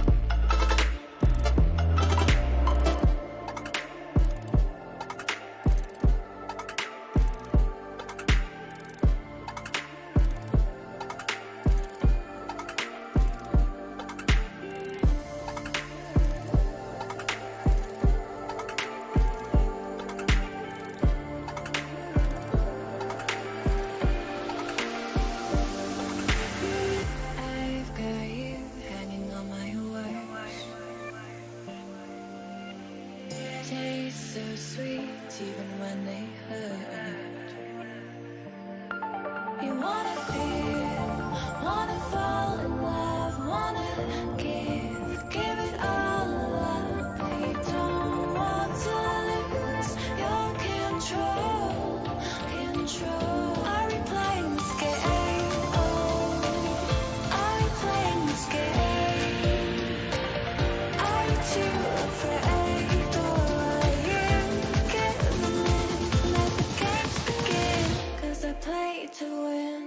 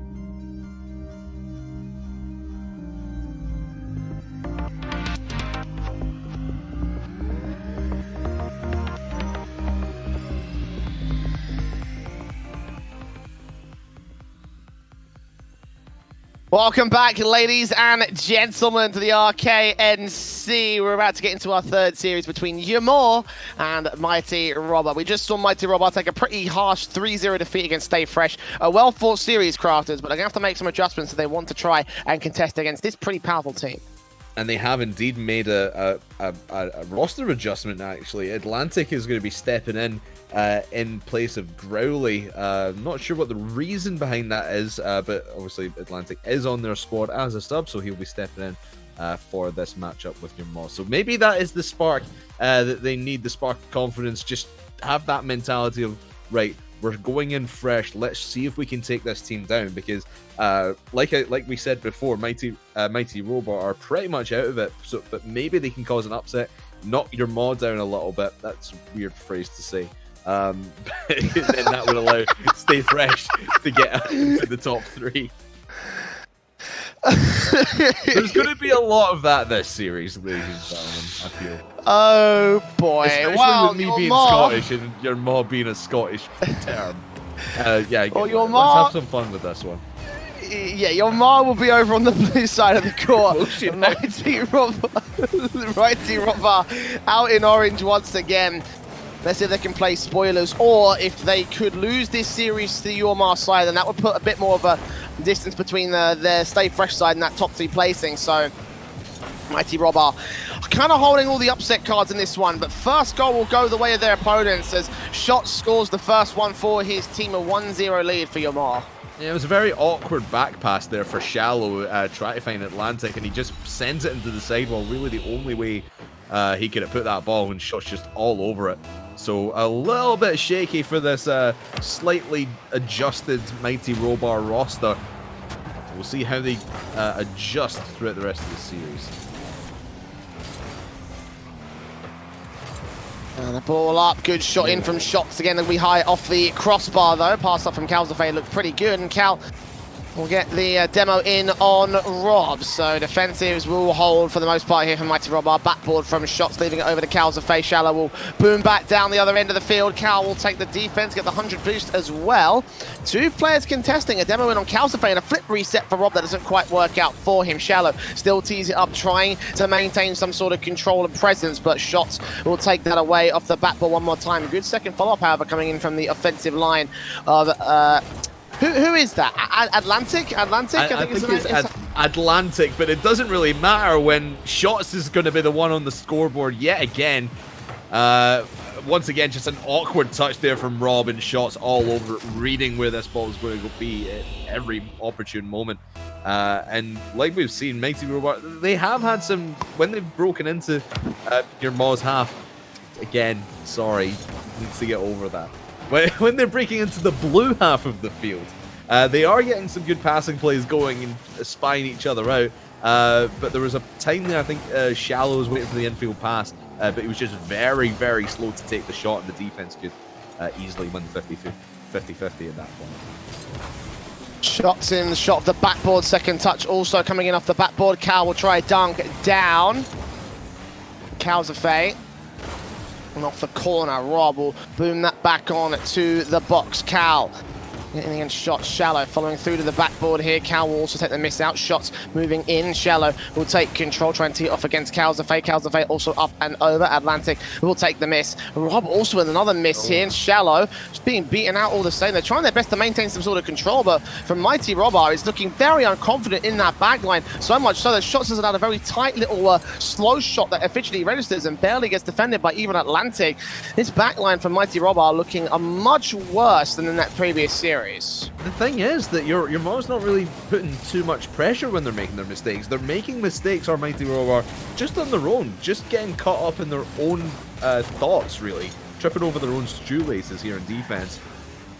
And I feel that's going to be their downfall throughout this series, because Ymor is definitely a much, much better team. We know Mighty Robber can play much better than this. Maybe not to the level of Ymor is playing at just now, but we'll have to wait and see. Rob challenge on Cal, second touch will take it high. Shots putting it into the corner. Cal's going to wrap back over And Cal beating out one. Pinch up, trying to punch the second out of the way, puts that ball in. Awkward off the crossbar. That's a big mistake from Mighty Robber. And the third being scored by Yamar, looking real good right now on that blue half of the pitch. Where do you go from here if you're Mighty Robber? Everything is just crumbled to pieces by comparison. Yeah, I wouldn't even say it's the roster change that's done this. I think even if Growly was here, they would still be making these mistakes. Shallow and Rob have just not performed. I know it's only game one, but they've not performed at the level that we saw them when they were taking on Stay Fresh just a moment ago. So don't know where this has gone. Maybe they know they're out of it and they're not trying, but I wouldn't want to see that from any competitive team. I want to see every team go out and play to win, no matter what your situation is. So hopefully Mighty Robber can step up to the plate in the next couple of games, because this one has not been their best showing. No, absolutely not, but if 4-0 comes in, we will be game over right here for the first game of this series. Yamor continuing that pressure that has just unrelented against Mighty Robber. You see the shot counts there. 13 so far for the blue side, only 4 for Mighty Robber. As Cal continues to press the issue inside that box, he'll take it from the midfield. A clear out from Rob could come through. Let's break over to that blue half temporarily, but Cal will try to take it away. Shallow will try for some sort of setup here of the backboard, missing out his second touch on that ball though. As Calzafay goes up with a dribble up, beats out Rob for the secondary. And off that corner, Atlantic will get beaten. Shots also challenged. Atlantic moving in. 20 points of boost trying to fake it out, but no. Shallow with a follow-up, can't even get it back in. Close, but no cigar. And at this point, it's all over. There should not be enough opportunities going the way of Mighty Robbers, with the defensive being held by Yamor. Shouldn't be enough of time left on the clock to try and get this 3-0 back. Yeah, and like I said earlier, and you can see it in those last couple of shots from Mighty Robber, just the chances that they are getting. There are some good chances, but they're just not getting to them quickly enough, and the defense is able to clear. That was a defensive mistake, but no one was in position to make a play for Mighty Robber. And it will remain at 3-0 as the clock ticks down to triple zeros. 4 goals will not happen. And you're all taking the first game in dominating fashion. Yeah, so clean in that series, in that game, excuse me. Well, I've been doing a lot of Counter-Strike recently, Crafters. I'm going to make that mistake a lot. The other day I was calling demos nades. Yeah. We're going to smoke up long next. Smoke up long, flank into the midfield. That sounds about right. Yeah, get the bomb planted on an orange goal. Yeah. Anyway, we'll play Counter-Strike later. Let's go back to the Rocket League for now. But yeah, you're like I say, your motto that in dominating fashion. Pause for possible laughter. But really, it was Mighty Robber just beating themselves. Your mod really didn't have to do much there. They were just playing their standard rotation and just letting Mighty Robber rip their own defense apart, really. I mean, you saw it was like halfway through the game. They were just all jumping for the same ball. No one was in any position to make a defensive touch. And Shots, Calzafi, and Cal are just letting this win come straight to them.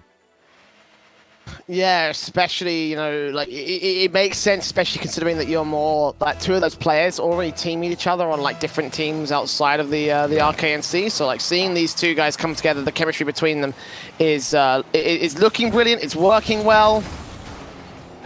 Everything is just looking amazing at the moment. Shots coming in with a double touch here for the Yermore side, looking already for the opening goal here, and you can see how the pressure just has not let up ever since that first game. Cal. Backboard shots, continuing from the sideboard. Calzafay there for a redirect in land. Shallow will get the defense on, and Cal will maintain control. Challenging one player. Rob also pinching out to the right-hand side. The quick redirects will not come through from Yamor. Demos from Cal. Shallow will wrap back over. Shots will come forward. Cal will boom that back to the center line. Calzafay also in position to wrap back up over the position of Rob, I should say. Pass into Cal, eventually goes in for the shot. The first 2 registered by Moore, saved out by the Mighty Robber side. So in the first 60 seconds, despite their best efforts, it will not be a goal for that blue side, and Shallow can't return all the same. Yeah, try to go for that 1v1 play against Cal there in the midfield. Won't happen for Shell. But yeah, Mighty Robbers playing a little bit better. They're not making as many mistakes as we saw in game number 1 at this point. Oh, but that might be a big mistake there. That pinched out into the path of Kilzafi. Has given Yurma a lot of possession here, and they'll just give it up, and now Robbie will dribble this one down. No, Yurma is over it once again, Oh, and Cal! Kilzafi once again, look at this. Rob tried to dribble this one away, but out of nowhere comes Kilzafi, and the defense not ready for it whatsoever. Yeah, Cal even bumped the only player that was ready for it. And the first being scored by Yamor. Brilliant, absolutely brilliant once again from that blue side, just continuing to press forward. Shallow will try to look for something here in the blue backline. The default kickoffs will go well enough for the Robar side, but outside of just this right-hand attack over that corner, they won't get much out of it. You know, they'll try the dribbles out from the sideboard, but it gets pushed out eventually by Yamor. Atlantic off the backboard once again out to the center line where it should get cleared away by the blue side defense. Rob also up. Cal gets beaten out to that backboard once again. Shots will push in once more towards Calzafe. And the defense will hold out for the moment, but it's only a matter of time before they find that one gap in the fence that leads to a secondary goal, I feel like, for Yamor. This might be it even from Calzafe. Backboard into shots a bit too far forward, so unable to get the dunk down redirect on the right-hand side of the net. Yeah, and even when the Robar defense is playing at their best and they're keeping Yurma at bay, they just can't move this ball out of their field whatsoever. They're trying to launch the ball downfield, gain as much territory as possible, but there's always a blue player in sight ready to take possession straight back for the Yurma side. So Mighty Robar probably just want to try and take a touch, do a little dribble upfield, and then go for some passing plays. Those redirect setups on Calzafe's part. Trying to pass in towards him. Cal actually set up Calzafe for another good shot off the backboard, taken away by Rob this time. Atlantic. In from the ceiling, Cal will take it back into the midfield. Calzafe actually read that ball's path really well. Despite the touches coming in from his opposition, shots will actually play to the left-hand side of the net. Calzafe will not find his shot in. Again, another good challenge. Cal swings out, tees up past the two players that come out of the box, but not the third one inside the box. So Mighty Robar again holding face. Shallow flip reset into the midfield. Shot comes out. Cal moves it back onto the sideboard, pushed up by Atlantic. The demo will come in against his line, but he gets a shot in officially registered. Calzafe with a save, and actually it was saved to the right-hand side that no one was ready to clear for here. Yamar going to make a crucial mistake. Yeah, and Shot's just really expecting Calzafe to boom that downfield, and then he'll be in position to assist through the middle. But just not expecting Calzafe just to hit that straight into the wall, and then Rob was there for the interception.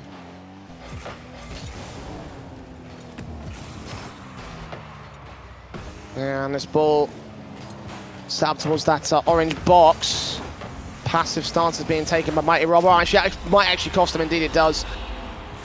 Eventually, they pick the speed up on the Yurma side, passing up from Cal to Shots, and he gets that goal in pretty easy from that corner pass. It's just looking so confident from that blue side. So confident. I mean, that's really a goal they shouldn't have been conceding, that one that they just gave up to Rob and Mighty Robar. So to get that one back on track, just to give them a little bit of confidence, that's exactly what they need. But here comes Rob trying to secure a goal of his own. They feel they've been underhanded in this series and not been able to get anything going whatsoever, and that's exactly the case. Because Remosh just completely all over this orange defense, and the misplays, the pinball between team members will just leave that for Cal to stomp all over them. Oh, Shallow tried so hard, but he cleared right into the path of Cal. You can see Yamor just stopping, just sheer agony, just like, did that really just work? Oh yeah, boys, it just did. 3-1 up, and Cal will boom this one off the backboard. Atlantic will just get there to take away from the double touch, but you can see how much they're struggling now in the back line.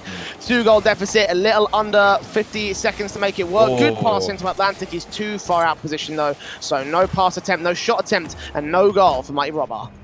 And they've been going for these infield passes in the blue half so many times. But so many times it's gone awry because they've either not been quick enough in the defense is there, or it's just been off rhythm, and they've either overshot or undershot the target of the player that they're passing to. So it's just the chances that they are getting, they are few and far between, but the ones they are getting, they're just not taking full advantage of. And that's really been stifling them when they try to flip back onto the offense. But as the timer ticks down into the last 5 seconds with a 2-goal deficit. As we kind of expected, Yermot with a 2-0 lead in the series now. And game 3 looking to be a bit of a formality at this point. Yeah, unless something drastic changes up for Mighty Robber. I mean, you know, we've talked a little bit about how this team fought very well against Stay Fresh. Indeed, they did, but it seems like the substitution that they made for Atlantic has not worked out to the best of offenses. You know, right now on the board, he is only middle of the table. I mean, I think he was bottom of the table last time around. Not a lot of contribution in terms of the grand scale of the game, and we've got a shot and a save in, you know, comparing what we have from Mighty Robber in the last one. It's like, you know, where do you go from here? And they're having to discuss that right now. You can see they're not taking the immediate ready ups. They're going to take this full 60-second pause to think, okay, where do we go from here? Because, like, it's falling to pieces right now here, Craft. It really is. And I really don't think that series against Stay Fresh would have helped that, and it was... Like we said, during that series, there were so many opportunities for them to make a play and get the lead or even win a couple of games, but they just didn't take it because they were either too slow or just off rhythm. And that's exactly what you're seeing here. Maybe not getting the opportunities to win games, but at least keep them in contention of games. And I mean that goal from Cal that we just saw. Just bouncing around, pinballing off every team member of Mighty Robber. Doesn't do well for the morale, and certainly looks to be their downfall here. It's just a lot of team morale, and they know they've had chances here, Jay, and the chances have not been taken onto the board. And like I said, Yermot just looking to ride out this last 5 minutes of this series. And look at the challenges in from Cal already. Amor just going to pressure, try to get these goals in. You can see Rob already taking it straight up to the orange net, so close to that 0 angle being scored, that point blank being scored.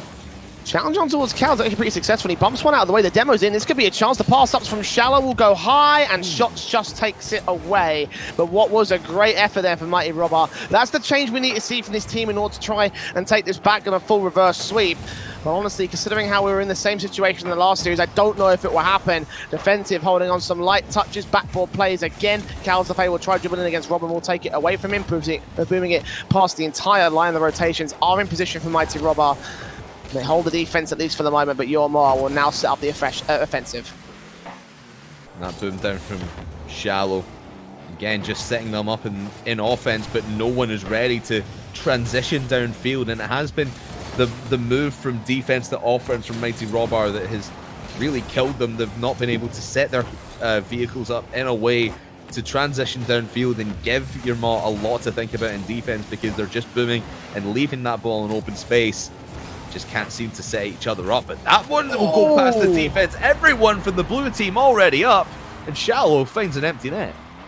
And the commitments there from Yermor, certainly wanted to apply the pressure, didn't really want to leave it and let it go for a little bit of time. They really wanted to keep them pushed back in that orange half. It turns out that will be to their detriment more than anything else here, Crafters. It's the ball in over to the sideboard, bounce down, Shallow will get beaten. Rob also challenging, booming for Calzafabe. Rob will contest it, 64 points of boost, flicking back past the first. Cal will tee this one up down the center line. It's Atlantic, pushes them and shoves them out of the way. 100 points of boost being picked up. Atlantic will continue the pressure. Calzafabe up and over. As Rob goes in, Cal wrapping over from the corner, going to try and dunk it into the clear positions, but just takes the clear away of his own right. Going to leave it for Shots instead. Find a bit more out of this. A bit too far forward though. Slight mispositions on the Yermor side. That is very difficult to say in his phonetic spelling, but backboard, especially for a non-Scotsman like myself. Backboard from Rob, taking it over to the blue corner once again. Shots will beat him and Shallow. Bumps in from Atlantic. Might open up the line for Calzafabe, but he's got a limited window to try to shoot this on. Cal still bump them out of the way! And his persistence works so well. You've got to give your hand to the man. Yeah, you're chasing down his target really halfway up the field and eventually getting the bump onto the back of Atlantic. Great pressure and great persistence, as you say, Jay, from Cal. And opening up the shooting lanes for Calzave. I mean, an empty net's easier to score on than a full one. It's exactly what Cal has opened up, but this one might be very dangerous in favor of Mighty Robber, and it will be Rob to put his team back in the lead. 2-1 for Mighty Robber. Back in the lead, back in the game. They need to hold this lead to be anywhere near this game in this series. Doing their best. Their best might not be enough. Still 2.5 minutes. We've seen Yamor equalize and take leads away from several teams in the past. We'll see them try and do it again as Atlantic moves up. Cal will boom it back over the sideboard, contested by Rob. Cal's a fate. Just blocks it off there, gets 100 boost as well, and tries to tee it up for another player to come forward. That shot's able to receive that pass and continue the pressure in against. Rob will chase it up against him, but a dribble past the two players, again. or to Calzafe. That ball's back on. It's right on the line before he gets it out the way, but it's still no one in the net. No, shots. Just pushes it out of Shallow's path towards a directly open position. Flip past one, bump out on the second. He'll still get the challenge in on towards Shots' shot. And Calzafe back on the pass inside the box will only go so far with it. Now Mighty Robber are starting to formulate an offensive that works here. It's a tee up from Shallow. Rob demos out one. Calzafe only man left will come up and Shots will take it away. And you can definitely tell they're just getting a little bit too cocky, a little bit too arrogant. They're not giving Robber the respect that they really should deserve. Because you see these three-man attacking plays pushing all three players into the orange half. And that's where really two of the goals have came from. A third goal almost came from that as well. So you really need to be a little bit careful, but not when Cal's doing stuff like that. Great positional shot, and Shots gets it to Calzafe for the tie game. Cal, lovely dribble, Shots, lovely tee up. Atlantic had no idea what was coming, and Rob just couldn't reach it in time. If Calzafe was not there, then there would not have been a goal. But since he was, it was a perfect setup from Yamor. 2-2 at 1:10. And Atlantic will do his best to try and get something back over for the Rob side. Shots, however, going to beat him and Shallow. Rob, last man standing, will get it into the corner. 100 points of boost picked up. Calzafe will contest it. Atlantic takes this one over the sideboard. Calzafe tees it up over at the midfield. Demos it against him and Shallow will take some of the backline defense away from Rob. This allows Shots an advantage. Cal going to go up. Calzafe in the backline. Misses out the 50-50, but just tees it up. That's still a dangerous ball. Cal's going to have to find his way out, passed in towards Calzafe, and he takes it over to the orange corner now. Atlantic tees it off for Rob. Cal with a good 50-50. Shots a bit too far back. Could not get into striking positions, but will still go off the ceiling and try and flip it back inside that box. Atlantic can take that away. Calzafe will continue to press in from the corner again towards the danger box. Cal swings in close range. Shallow barely gets the defense out the way as Calzafe goes in. Cal with a backflip opportunity. He doesn't set it up. Shot's still here, and you're more hesitating for a moment. He's going to cost them for the opportunity to take this away. It's not going to happen though. 3 seconds left. Cal with one final dribble up, no boost, however, flicks it in towards Shots. It's Atlantic and Rob to take it away, bounce towards the corner. Might be an opportunity for Mighty Robber to take it back, but Calzafe stops the ball in his path and stops just the overtime of game 3. Man, oh man, your Ma is so lucky that that mistake did not cost them the game. And they are lucky to be here in overtime, but it has given Mighty Robber one hell of an opportunity as Rob goes off the ceiling. Now setting up an offense. Atlantic, we've not really seen too much in offense from him this series, but in overtime here in a game that they have to win to stay in it, coming to life, but that's going to be a wide open net. Going to have to be a great defensive stand here from Mighty Robber. Calzafe set up by Cal with that backboard. Shots carried that forward off the kickoff. Shots back in towards Cal to try and receive it. He's a bit too far back.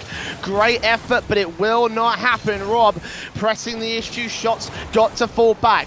Cal will beat one. Follow suit back in towards Calzafe's position. And Shots also in the center line. Demoed out by Rob. Beautiful stuff, as you say. That takes away all the setup for Yamor. So it's back to square one and back to the blue corner now. Taken in the midfield by Shots. No boost for him though. He can only do so much against Rob. We'll see it off still. A pretty successful job, all things considered. Calzafe in with a chance to keep it inside the box, but will not go much further than that. No more support there. Boost starved from Yamor. They can't continue with the pressure, at least as much as they really want to. Shots, opportunity, dribbles it past one. No more than that. Cal will set himself back up in the midfield. And like you said, Jay, Yamor just going to hold the midfield and hope that Mighty Robber run out of boost eventually. and run out of patience and skill. And their timing just goes off in defense, but now this ball is so back and forth here in overtime. We're coming up for 2 minutes played of it. There's been good 3 or 4 opportunities for both teams. This may be a good opportunity. Shots trying to get it down for Cal, but it won't drop. And now it will go back to the blue half of the field. Is that open? No, it's not. Cal, essential flick away to the midfield. Shots working miracles in the rotations. And Cal tees it underneath one. 11 points of boost. Got to try and beat out Shallow. Shot. Somehow Shots comes in with a bump, but Atlantic gets back all the same. And Mighty Robber will not be allowed to lose, or will not allow Yamor to take the loss against them just yet. Shallow up to the ceiling, into the box, on target in fact. Cal's the fate, able to take that away. It's a pretty slow ball. Follows up, comes out Cal, back in the back line. Just barely gets to the line to save on that beautiful clear shot. Shallow contesting midfield, and this is where Mighty Robber can get dangerous. They've got midfield dominance. They're applying pressure big time, but Shots will try to find a clear against Atlantic. He gets another 50-50 in, and they're not allowed to get out of here. Atlantic harassing in the corner. Calzafay tries to set up Cal for a clear. Shallow will come in with another good 50-50. Rob with a dribble up past 1, but not past 2. Shots trying to get it out to open space, but you can see how quickly Mighty Robber are occupying that space. They're not allowing any sort of room to breathe for Yamor. Yeah, this really hasn't been something we've seen from them in both series that we've seen from Mighty Robber today. It's a sustained offensive pressure, but it'll just be relieved for now. So unfortunate to end it that way, as they had such a great opportunity, a big sustain of pressure, but when it comes to defense, that has been their downfall all day long, and Shallow just misses the ball by mere inches, and their Rocket Kingdom National Championship hopes have really slipped away now. Yeah, this is not looking good for Mighty Robber. 2 free zeros against them, and worst part about it is that shot from Cal, like, so threw them off. Like, they did not expect that one to be so slow and off to the left-hand side, so they got absolutely rinsed by that one. You saw the mistake coming in from Shallow, a bit of a Phil's backflip, or more for like Phil's front flip, to be honest. Because that just absolutely rinsed them there. They had no idea what to expect from Yamor's final attack.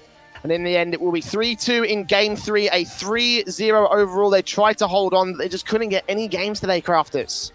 Yeah, and like we've been saying, there has been so many times where we feel they could have made a play and got their noses in front a little bit more, but even against Stay Fresh earlier, it's just, when it comes to finishing, it's just been their massive downfall. And then when they've missed an offensive shot and they've not been able to rotate back well, that's when the other team have really pounced and scored the majority of their goals, and that's why Mighty Robber have really fallen today.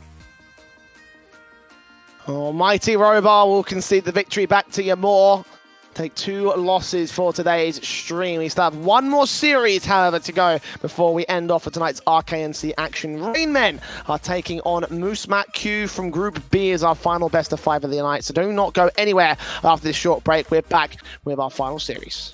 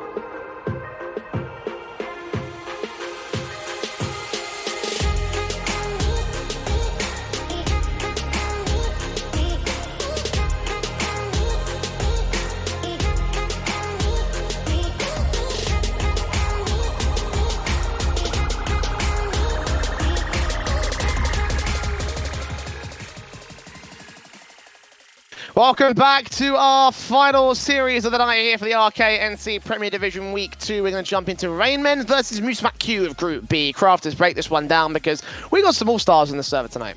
Yeah, we do indeed. The guys on Moosemat Q, Noah, Boyskill, and Magoo. Well, really, I'm looking at Noah and Magoo, a duo that we've seen really around the UK scene for a long time. Regulars at Epic LAN. I mean, Noah coming... did he win the last... No, he didn't win the last Epic LAN. He came second every single time last year, and then he dropped out in the group stages, or the double in bracket. So Noah, do better at Epic next time. I'm watching you. They're taking on Rainman, Labyrinth, Queen, and Gooch. Really, I'm not going to lie. The only name I recognize out of that one is Gooch. So, Jay, do you have any insight about these guys at all, or was this? Well, I know Clean. I've seen Clean during the Arena Clash, so I've seen what he can do in his own right. And I've also seen him a couple of different times in the in some of the other weeklies and the the former Renegade Cups back when they were significant. You know, I remember seeing him actually during the Neon Dream and the Ember series. So, you know, competing in the I Got the Part roster in particular, which is one of the ones that I remember. So, he's had his experiences at the top end. Has not made any major results as of late, though, so I want to see what he can do later on during this particular series. But you talk about how you don't know many of the Rainmen players. Despite that, though, they're currently 3 series wins up, and they're at the top of their group. Moosemat Q will need to get a win in order to tie up against these guys so they can try and contest for that top position. And honestly, for a team like this, I'd say they'd be a shoo-in for at least a top 3 at the minimum, you know. But right now, Moosemat have not been able to get all the series on the board. Yeah, they're only sitting at 1-1. Looking at Wikipedia just now, I don't know if they've. It's just maybe results haven't updated. I know they have been playing games tonight. Obviously, Rainmen are sitting at 2-0. So, with that in mind, I mean, you were just discussing that before that Moosemat should easily take this series. Do you think that's the case, or really? Or I don't think it'll be easy because they're undefeated right now. Or Rainmen got a little bit of confidence. I don't think it will be easy for Moosemat Q. I still have them in terms of just raw talent above this roster. I think that, however, that now's the time they need to start stepping up and getting these series on the board. I know that there's some series being delayed by these guys, but for Moosemat Q, you know, I'd say that these players should be able to win that pretty easy. You know, they've got some, you know, great risers in this side. You know, they got some just sheer talents in this team in the form of Noah and Magoo. Like, you know, they're not like top-end RLRS contenders, but for the UK scene, this is a roster I say that could be, you know, top contenders for the whole country, essentially, or for the whole region. So yeah. It's going to be a best of 5 between Rainmen and Moosemat Q to try and get this series on their board. Rainmen undefeated as of right now. Let's see whether Moosemat Q can put that first series loss on the board. It's game 1. Rainmen in the blue side of the court. Moosemat Q over in orange as Magoo passes up to Noah initially, trying to look for that first goal. It won't happen for him as Labyrinth takes control into the orange half. Rainmen on the initial offensive. Gooch backboard into the second touch. It won't happen. This WDG experience here might be able to help him out with the Ixo and Breezy combination. Earlier, he was subbing in for them, but for this tournament, he's playing under Rainmen, and Moosemat Q will score against him at the start.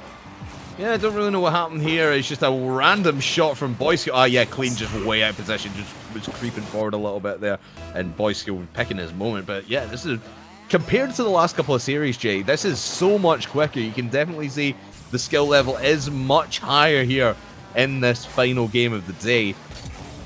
These are two teams really contending for one of those top 3 spots. I imagine both of these teams really want to make it to that grand final. We're going to need to go through each other to get there, though, especially in the case of Moosemat Q. Rainmen at this stage, if they keep up their top spot position, they'll go straight to those semi-finals. Moosemat want that semi-final spot so bad. It's Gooch with a shot for the Rainmen side. In the first 60 seconds, Moosemat have found that opening goal here. There's still plenty of time for Rainmen to recover the situation, but you can see the pressure being set up by Boy School Q and Noah. From that corner, bounce out. Noah going to contest, try and push it into Magoo's position, take the shot close off the crossbar. Actually, it slips underneath the crossbar, and Moosemat are 2-0 up very early on here. A lovely play from Noah as well. Clean goes up for it, thinking Noah might have an angle, but he spies Magoo in the middle of the field. No other defenders are around him. And a clean net to shoot on, just sneaks it under the crossbar. And a 2-0 lead for the Moosemat side. And again, just a right off a kickoff. The pressure being applied to this blue side. Rainmen really haven't had a good opportunity yet. Might have one here as Gooch moves it upfield.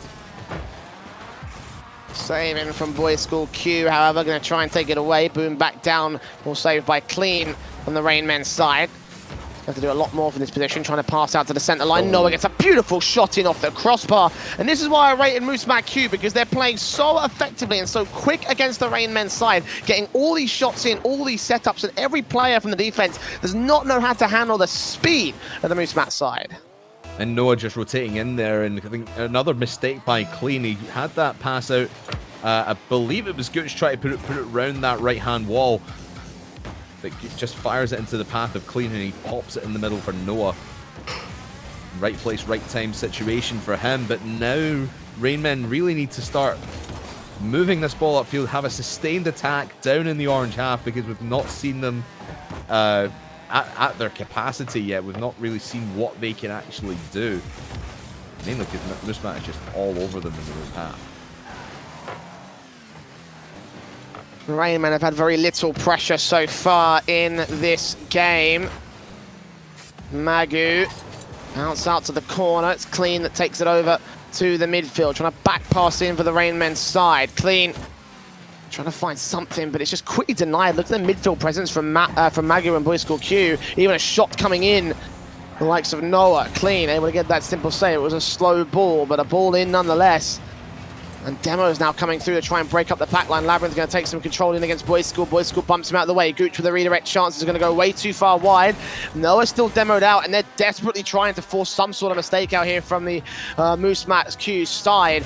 But Rainmen unable to find the shots to utilize here, unable to utilize these opportunities that they're creating for themselves. Finally, some decent dribble going in the way of Clean as he gets that first on the board for his team.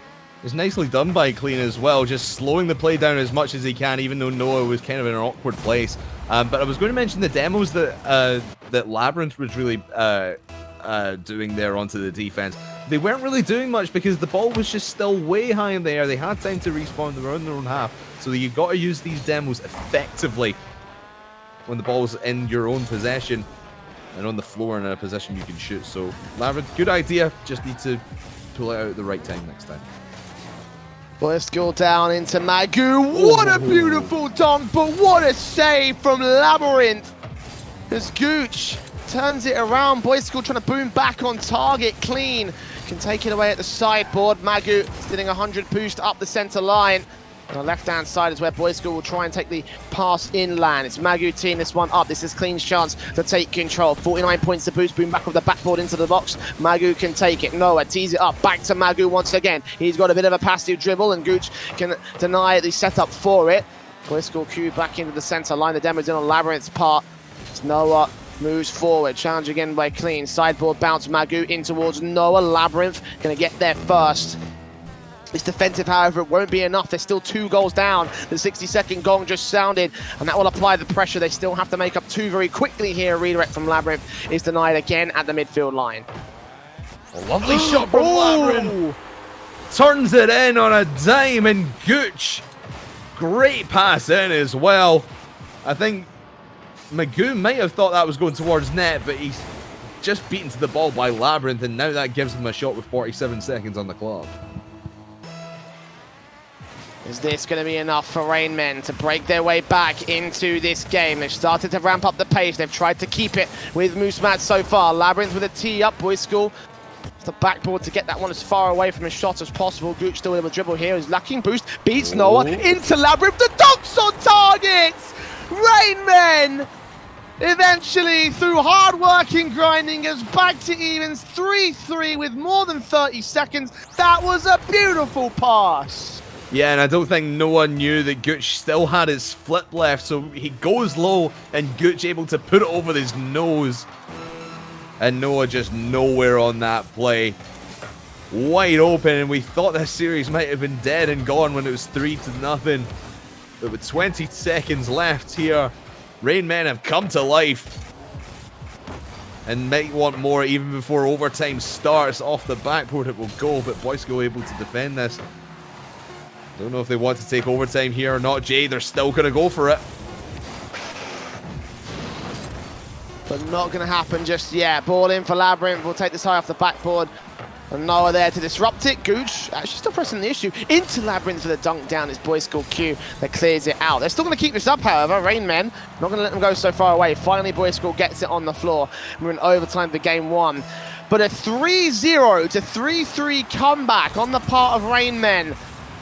Beautifully played Rocket League there for the second half of that game. Because for a long time there, I thought they were out of this first one. It's not going to be, though. Moose Mac Q work a bit harder than how they just did in order to beat the team that's undefeated in this group. So Noah moves in alongside his teammates on the offense. Boy School Q will beat one. Labyrinth off the sideboard. Second challenge on Noah will still go to the backboard. A chance to dunk it down in front of the net here, but it won't happen. Clean and Labyrinth ramping back over and rotating out the position here on the midfield defense, clearing it out to the corner. Backboard play into Labyrinth's position. He's scored from this position before. Bounce out from the sideboard into Gooch, and Boy School Q comes out of net to get the save in the 50-50 challenge, which will take away a lot of the pressure and a lot of the setup in from Rainmen. Noah can return. They need a good counter attack though. This shot is going to get denied by Labyrinth, so no opportunities going the way of Moose Mac Q. Oh, and a great demo from Labyrinth as well as he takes out Boy School, who's setting up. I think it was Noah who was flying in the offensive position. That's a big miss from Labyrinth though. Gooch able to save it away. But this is great sustained pressure for Musma after conceding 3 goals in a row to get to this point.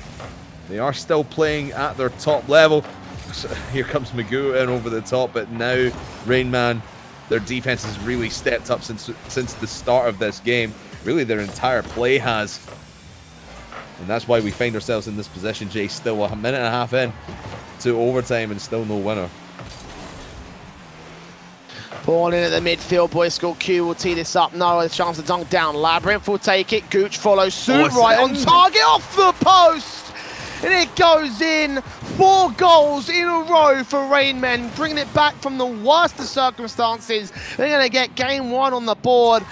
I do not believe that game was such a thing. 3-0 down. 3-0 down. Moose Mac Q started out with such pace and aggression, and Rainmen somehow were able to find the responses. I don't really know what happened with Moose Mac, because they were playing really, really clean at the start of this game. Within the first 2 or 3 minutes of the game, that they had it sealed up in a nice little bow and ready to move on to game number 2 with a win. But Rainmen, wow, just coming to life and really giving Musma a lot to think about. And I think when you give Musma a lot of pressure to deal with, that's when they broke down, when they tried to do too much at once. Rainmen just took full advantage of that, took people out of position, especially that one where Gooch brought it up the wall into the middle and flicked it over Noah with the flick that he still had miles off of the wall. So great play from Rainmen, but Musma, that's a wake-up call in that game number 1. Really is a wake-up call. Well, no, it absolutely is. Like, they got a bit complacent, I feel like, against the Rainmen side. You could see how they were trying to keep pace with them eventually in the second half of that game, and then how Rainmen were just not responded to by Musma. They kind of eased off the gas a little bit, and then when the pressure came in, they didn't know how to deal with it. This 60-second break, however, will be the opportunity that they need. This will be the little moment's respite to clear their heads and move into game 2 with a bit of a fresh mind on Moose Mac Q. Rainmen popping off in this group and then popped off just there in game 1. Can they keep the momentum going? It's a kickoff that Gooch will try and look for the first setup for. Demo in against Magu. Noah will take it here off the backboard, the corner board. Noah to the sideboard, pinches it into the midfield. Magu in against Clean, trying to challenge him. Noah's got to try and back up the support here.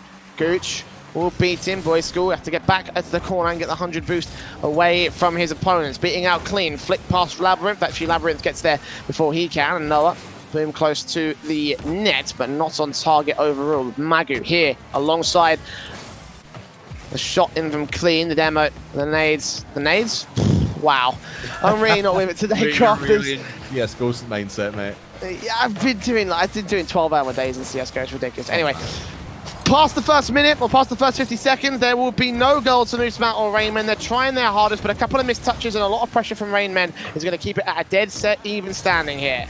Yeah, just very clean Rocket League. Not too many mistakes, and both teams are really waiting for the mistakes, and they're just not coming. So A little bit of creativity is required if they're going to get anything on the board, either of these teams. Looks like it might be Musmat to at least force the issue here down in the blue half.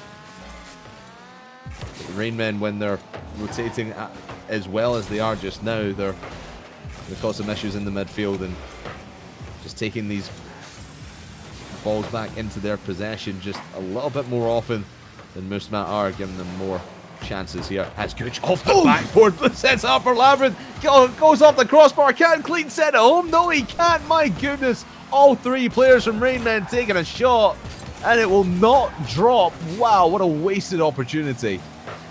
Into Clean, who does recover it. The dunk down from Labyrinth, also missing out. That might have been a fake, regardless of whether it was fake or intentional. It doesn't matter. Rainmen will strike first against Musmat. Q, a lot of pressure being applied in the end. Musmat just crumbled underneath all of it. And the first is scored by the blue side of the pitch. And that's good for Clean as well, making sure that even though all three of them had a chance to send a ball home on the goal line, they all ended up putting it high. To come away with points on that drive, that is what you really wanted to have, because if Musmat were to go down and counter-attack and get a goal out of that and make it 1-0 to them, Rainmen would have been feeling really, really bad about that, because they knew they could have taken the lead, and thankfully for them, they have. Noah, dribble up, Clean intercepts it, and it almost goes in, but Boys School Q is still there in the defense. Magu coming up Labyrinth to the backboard, pushed out into the center line. Gooch has got to respond to this and keep the pressure going. It's been in the orange half for the past 30, 45 seconds or so. And Rainmen continue to pressure in the backboard, pressure in the box, pressure on the net. Plays up, here comes Gooch. Gooch challenge, but will not work out for him. Still they move forward. Big miss against Noah's part. Magu booms over, Labyrinth teeing it and going forward here for a secondary touch. Boys School Q will put it out to the left-hand side. Gooch goes in off the crossbar. Clean still with a dunk down chance. He will again look for the secondary touch back into the box, but it will not go in the net. And the best of opportunities for Rainmen return back by Musmat Q. The desperation is gone. They're still 1-0 up in the lead. And I think Labyrinth was there for the follow-up, but he was just not expecting Clean to get that second touch on it. So a bit of a miscommunication is now giving the possession back to Musmat Q. So now they need to work this ball in. But again, you see it. You've seen it a lot in this game number 2 here, Jay. When Musmat have had the ball, they've had it for maybe 5-10 seconds and immediately given possession back to the blue team. There again, another big clear downfield. Magoo not able to chase it and just gives it straight to Gooch, and they're back in offense. Corner position here on the Musmat side. They're back in defense, trying to look for that way out. Finally a clear out to Magoo, blocked off by Gooch into Clean. Back up the pass. The Labyrinth is too wide, but it could have been so beautiful. He'll get that on target one, but 60 seconds on the clock, and Gooch will tee this one up for Labyrinth. Secondary touch to the backboard. Boys School should be able to read it. Indeed he does. No boost left on him as Clean swipes it out position. Magu will try and take control, but another big miss. A demo in against Gooch might allow Noah some breathing room. No. Labyrinth swings in and keeps it going. Boys School back in towards Magu. Him and Noah will evade it. Both fight for the 100 boost. Get it past Gooch, but not past Clean. Again, he can return, and the rotations are forced back on the Musmat side. Flip in from Clean. Goes close. Labyrinth following suit in towards Gooch. Last man standing, but no. Could not get the shot that he needs for Rainmen. Again, just so many times giving possession up for Rainmen, and you can see the mechanical ability that they have and the shots that they can pull at any moment. So if you're Musmat Q, you really need to hold on to this ball for a much longer period than you are just now. And with 10 seconds to go in game number 2, it might just be all over as that ball's heading towards net. Great save from Noah, might have just saved it, but they need to go for the full court carry. Here comes Boys School right on. Gooch keeps it high. That might open up some opportunities. He still keeps it going here. Noah having to take this to the backboard. Boys School or Magu's got to find some sort of clear. Gooch up, Clean back in, close to the box. Boys School takes control. Demoed out, however, by Labyrinth. And that will put the ball on the floor as Rainmen do take a second game. 2-0 up. And I have to say the urgency was lacking there from Musmat towards the end of it. Miscoordination, miscommunication, mispositioning across the board there from that orange half of the court. And Rainmen now look to remain undefeated unless a full-blown reverse sweep comes in once again from the opposition. Yeah, and you talked about there about miscommunications from Moose Matt. I think the biggest error that I saw was maybe in that last minute of gameplay. Boy School had boomed it all the way downfield, but Magoo and Noah were coming, but they were rotating back together. But then they saw the ball go right over their heads. They turn together, go for the same bit of boost, and then get beaten by the same player. So it's essentially taking 2 players out of the game. So Rain Men are playing a 3v1 versus Boy School.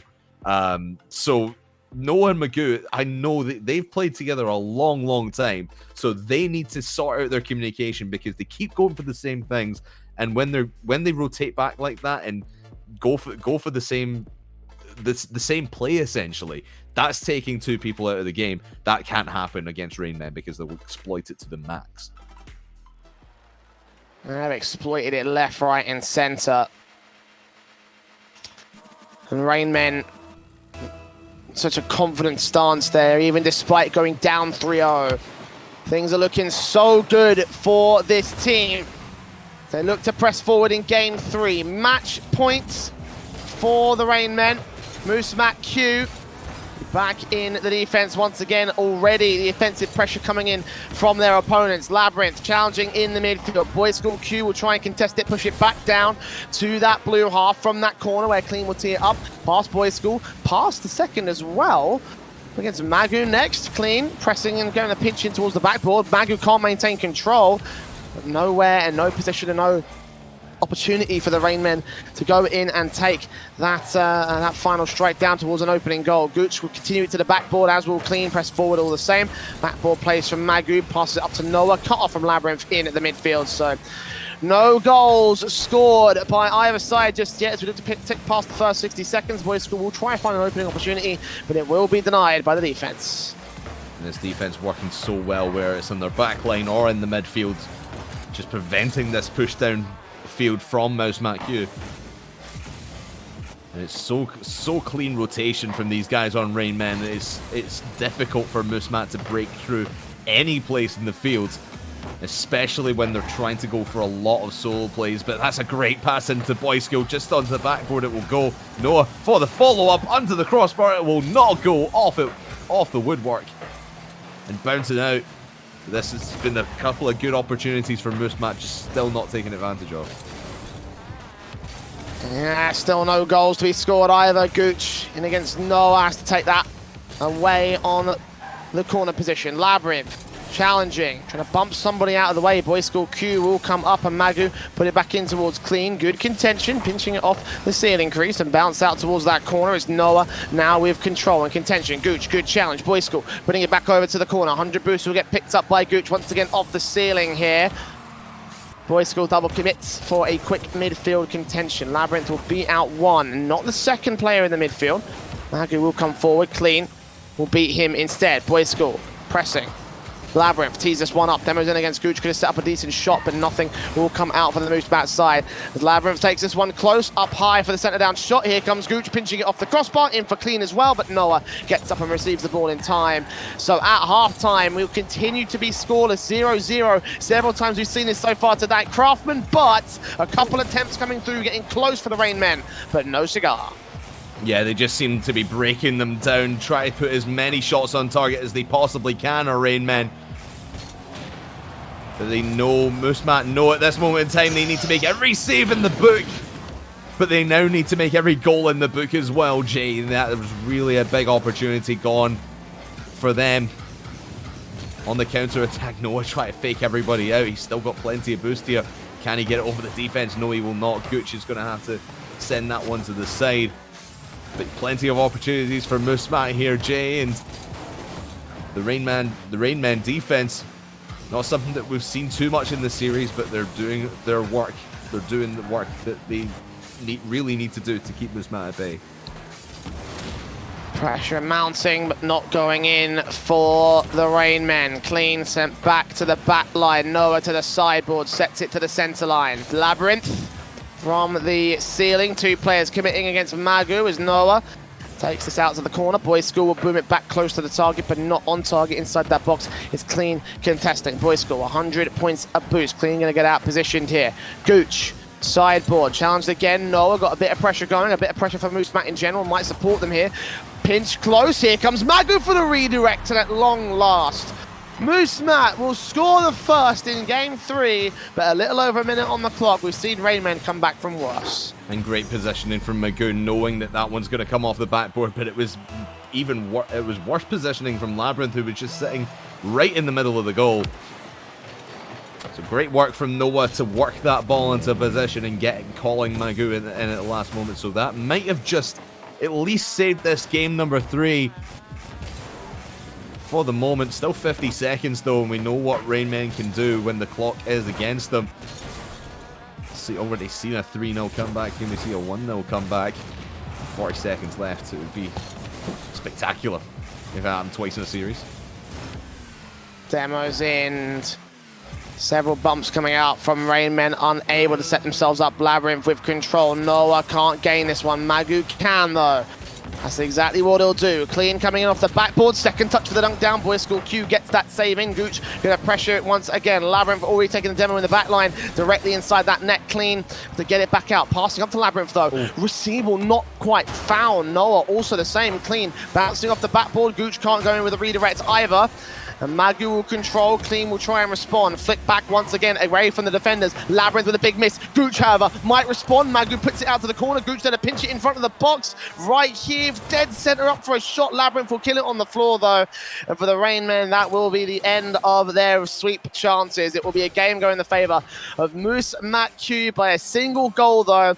They were contesting Rainmen from the word go. They were so close to losing it at several points. And contesting was really the story of Musmat's comeback here.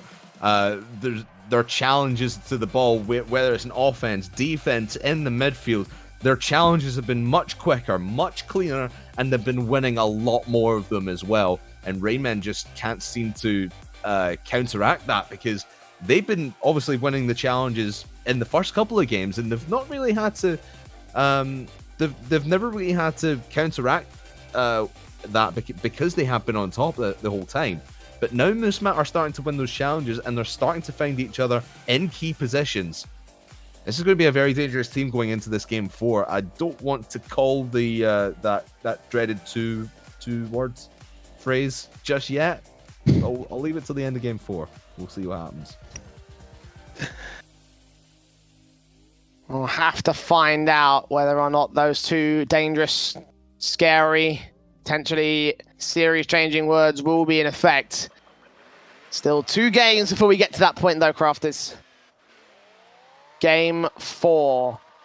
And for the moment, Moosemat will stay alive in this one against the Rainmen, still contesting to put their first series loss on the board here. As here we go. Kick-off. We'll be seeing Labyrinth taking on Boys School Q. Magu there to respond, however, getting close to the net. Clean with just barely a touch to get it out of the way. Responded to by Noah. That's on target? No, it goes off the backboard, actually.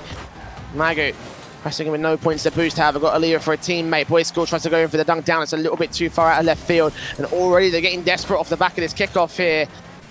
Don't have to get too overzealous at this stage, but they are working with the pressure on the early part of things. 25 seconds, the ball has not left the blue half so far. As Boys School comes in from that corner, going to flick it back in towards Noah. A great pass received and countered by Gooch. And now Labyrinth will return. 36 points of boost, looking for a flip reset against them, but they only get the touch on the first man, not past the second. Noah there with a quick save. Gooch back into the center line. Clean will try to look for a way in, but nothing being found by Rainmen in the first minute. Same can be said for Moosemat Q, though. The pressure has certainly favored them. Bit of a counter-attack can come in for that blue side of the pitch now. Yeah, and compared to the last couple of games, it has been relatively quiet. Both teams kind of just sitting back and letting the shots come to them. Maybe who will make that first big move, that first big pressure, the first big passing play. Only a matter of time, but of course, Moosemat to really take control here, but Boys School's going backwards, and he wasn't able to get into position from this laser beam from Labyrinth. Watch this one more time. Good shot off the crossbar, first being scored by Rainmen. And Moosemat Q will concede the opener to the opposition. Look at the kickoffs coming from Boys School Q. Can he get this in? So close. how quickly they were able to set that up though, and I'm starting to feel like they're in good sync with each other on the Moosemat side. Those kickoffs could be deadly if they're not careful. Ball in from Boy School again over to Magu. He'll tee this one up off the backboard. Here comes Boy School for the dunk down chance. He just gets challenged by Clean though. And some of the coordination, some of the link-ups here from Moosemat, they're starting to look very clean indeed. This could start to spiral out of control if Rain Men can't control it and disrupt it. They'll pinch out towards the corner, look for a second goal right here against the Moosemat box. As Clean goes close, it will be a second follow-up here. Double commit from Boy School, and Noah will get it back out of the way. Opportunity to dunk down against the likes of Gooch. Not going to happen as he gets to the backboard. Clean going to miss out. Here comes Boy School Q, leaving it for the second player. He gets it underneath them, and Moosemat Q can respond to the opener of Rain Men. And you talked about the link-ups being deadly for Moosemat. And it shows once again, I think Boy School ran out of boost, but obviously Labyrinth didn't know that, going for the block, and just gets caught in his own way. And now a tie game, 2:50 on the clock. Moosemat looking in a very good position to maybe steal this and put us into game number 5. But Rain Men do not want any part of that, and neither does Gooch. The double tap off the backboard will set it up for the lead once again. And there's the call and response from Rain Men once again. No one on the backboard. Moosemat Q will lose the lead once again to the undefeated team. They look to remain undefeated if they can hold out for 2 minutes and 40 seconds with this goal lead. Giving a lot of breathing room, however, to that Moosemat side. Emo's in from Noah. Magu will push it back over to the blue half. It's Gooch in the midfield. Labyrinth contesting off the backboard. Boy School. It's Clean tees this one up and over. Magu will try to take control, try to deny any sort of setup here for the Rain Men side. They can't allow this to go for them. Big miss on the first. Clean into that corner. Boy School going to get beaten out by Clean. This might set up Gooch, but Noah is standing in the way. Sideboard bounce to the center line will only go so far with it as well. There's no players there in the Rain Men side to receive. So they go towards the box here on the Moosemat Q side. Counter-attacking time. It's been countered and cleared so easily, however, by the Rain Men squad. And you can see how quickly they'll get it out of contention. Labyrinth into Clean. The challenge is good, but Boy School Q there for the defense. And Clean will press forward, but not able to get any setups here for Rain Men.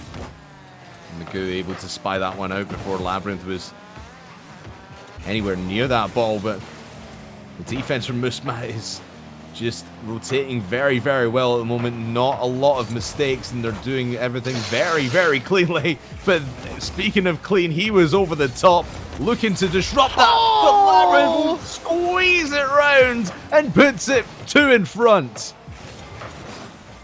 Noah could not get it off the backboard in confident fashion, and from there, Rain Men just clamped in the pincers. And Moosemat got pressured and pressured until eventually Labyrinth, as you say, squeezed it in past the last man in the defense. 3-1 up, and this is starting to crumble. But Boy School Q slips it past Labyrinth, unable to slip it past Gooch. Good adjustment from him. Noah still going in for a 0-angle shot. And time is running out for Moosemat Q. This time 2 goals down with a little over 60 seconds on the clock. Rain Men, they struggled in game 1, turned it back around to get games 1 and 2, and now possibly game 4 under their belt to end off this best of 5 and end off the night with a big win. With 60 seconds to go, Crafters. The gong has sounded, the countdown has begun, the pressure is on, and the pressure is against the Moosemat side. And they really need something right here, right now, if they're going to have any chance of at least sending us to overtime. Boy School, he was in a great position there, but it was fantastic defense to squeeze him away. And that really has been the story of stifling Moosemat when it comes to defense. But that one's a dangerous ball in the blue half. Here comes Noah, sending it there. It's bouncing off the woodwork, and it goes in. 26 seconds left. There is still a chance here. Finally, an own goal forced to return back from Moosemat Q. Pinching off the line, off the crossbar, and now 26 seconds to score one more for Moosemat to keep themselves alive in this series with an OT. It's a kickoff. Boy School Q trying to look for his first shot. Labyrinth can take that to the corner. Magu passing in towards Boy School, but Labyrinth just blocks it at the box. Noah going to keep the pressure going from the midfield. Magu can't commit to a shot. Gooch and Clean double commit. Labyrinth puts it back out. Boy School going to challenge Clean, but Clean beats him to the ball, and Labyrinth feels backflip straight inside the box. Noah takes it away. Clean trying to look to get it on the floor, and he'll be successful. So close from Moosemat to keeping that one alive. But in the end, the overtime is not on. Rainmen will 3-1 their way into probably the playoffs at this point. They are still undefeated, winning out against 3 of their 4 opponents. They have looked so good so far. Yeah, make that 4 of their 5 opponents so far. They're still to play Endpoint. I think Wikipedia is just not updated. They've swept through the bracket so far. They've only to play Endpoint, who like I think we mentioned this earlier, that Endpoint have been playing with Gregan and Eclipse and Relating Wave instead of full roster. But a little birdie told me earlier that Endpoint are delaying their games, maybe so they can get their full RLCS roster to play. That might be a little bit. And I mean, all of a sudden, the B team skyrockets to first place. Maybe a little bit. We'll discuss it if and when the time comes. But Rayman, I mean, even against the Endpoint, they might have a chance. Or at least keep it close. If they're playing like that, because that was perfect Rocket League. That was nice, and smooth, and just the rotations were just all there. Moosemat just could not break their line at all. And Rainmen, a perfect season on the line. They just need to get past Endpoint now. I mean, just to put into perspective how good they were 3-0 down in game 1, and they still turned that one around to a 4-3 OT victory. Like, that just goes to show how well Rainmen were playing once they got into the zone.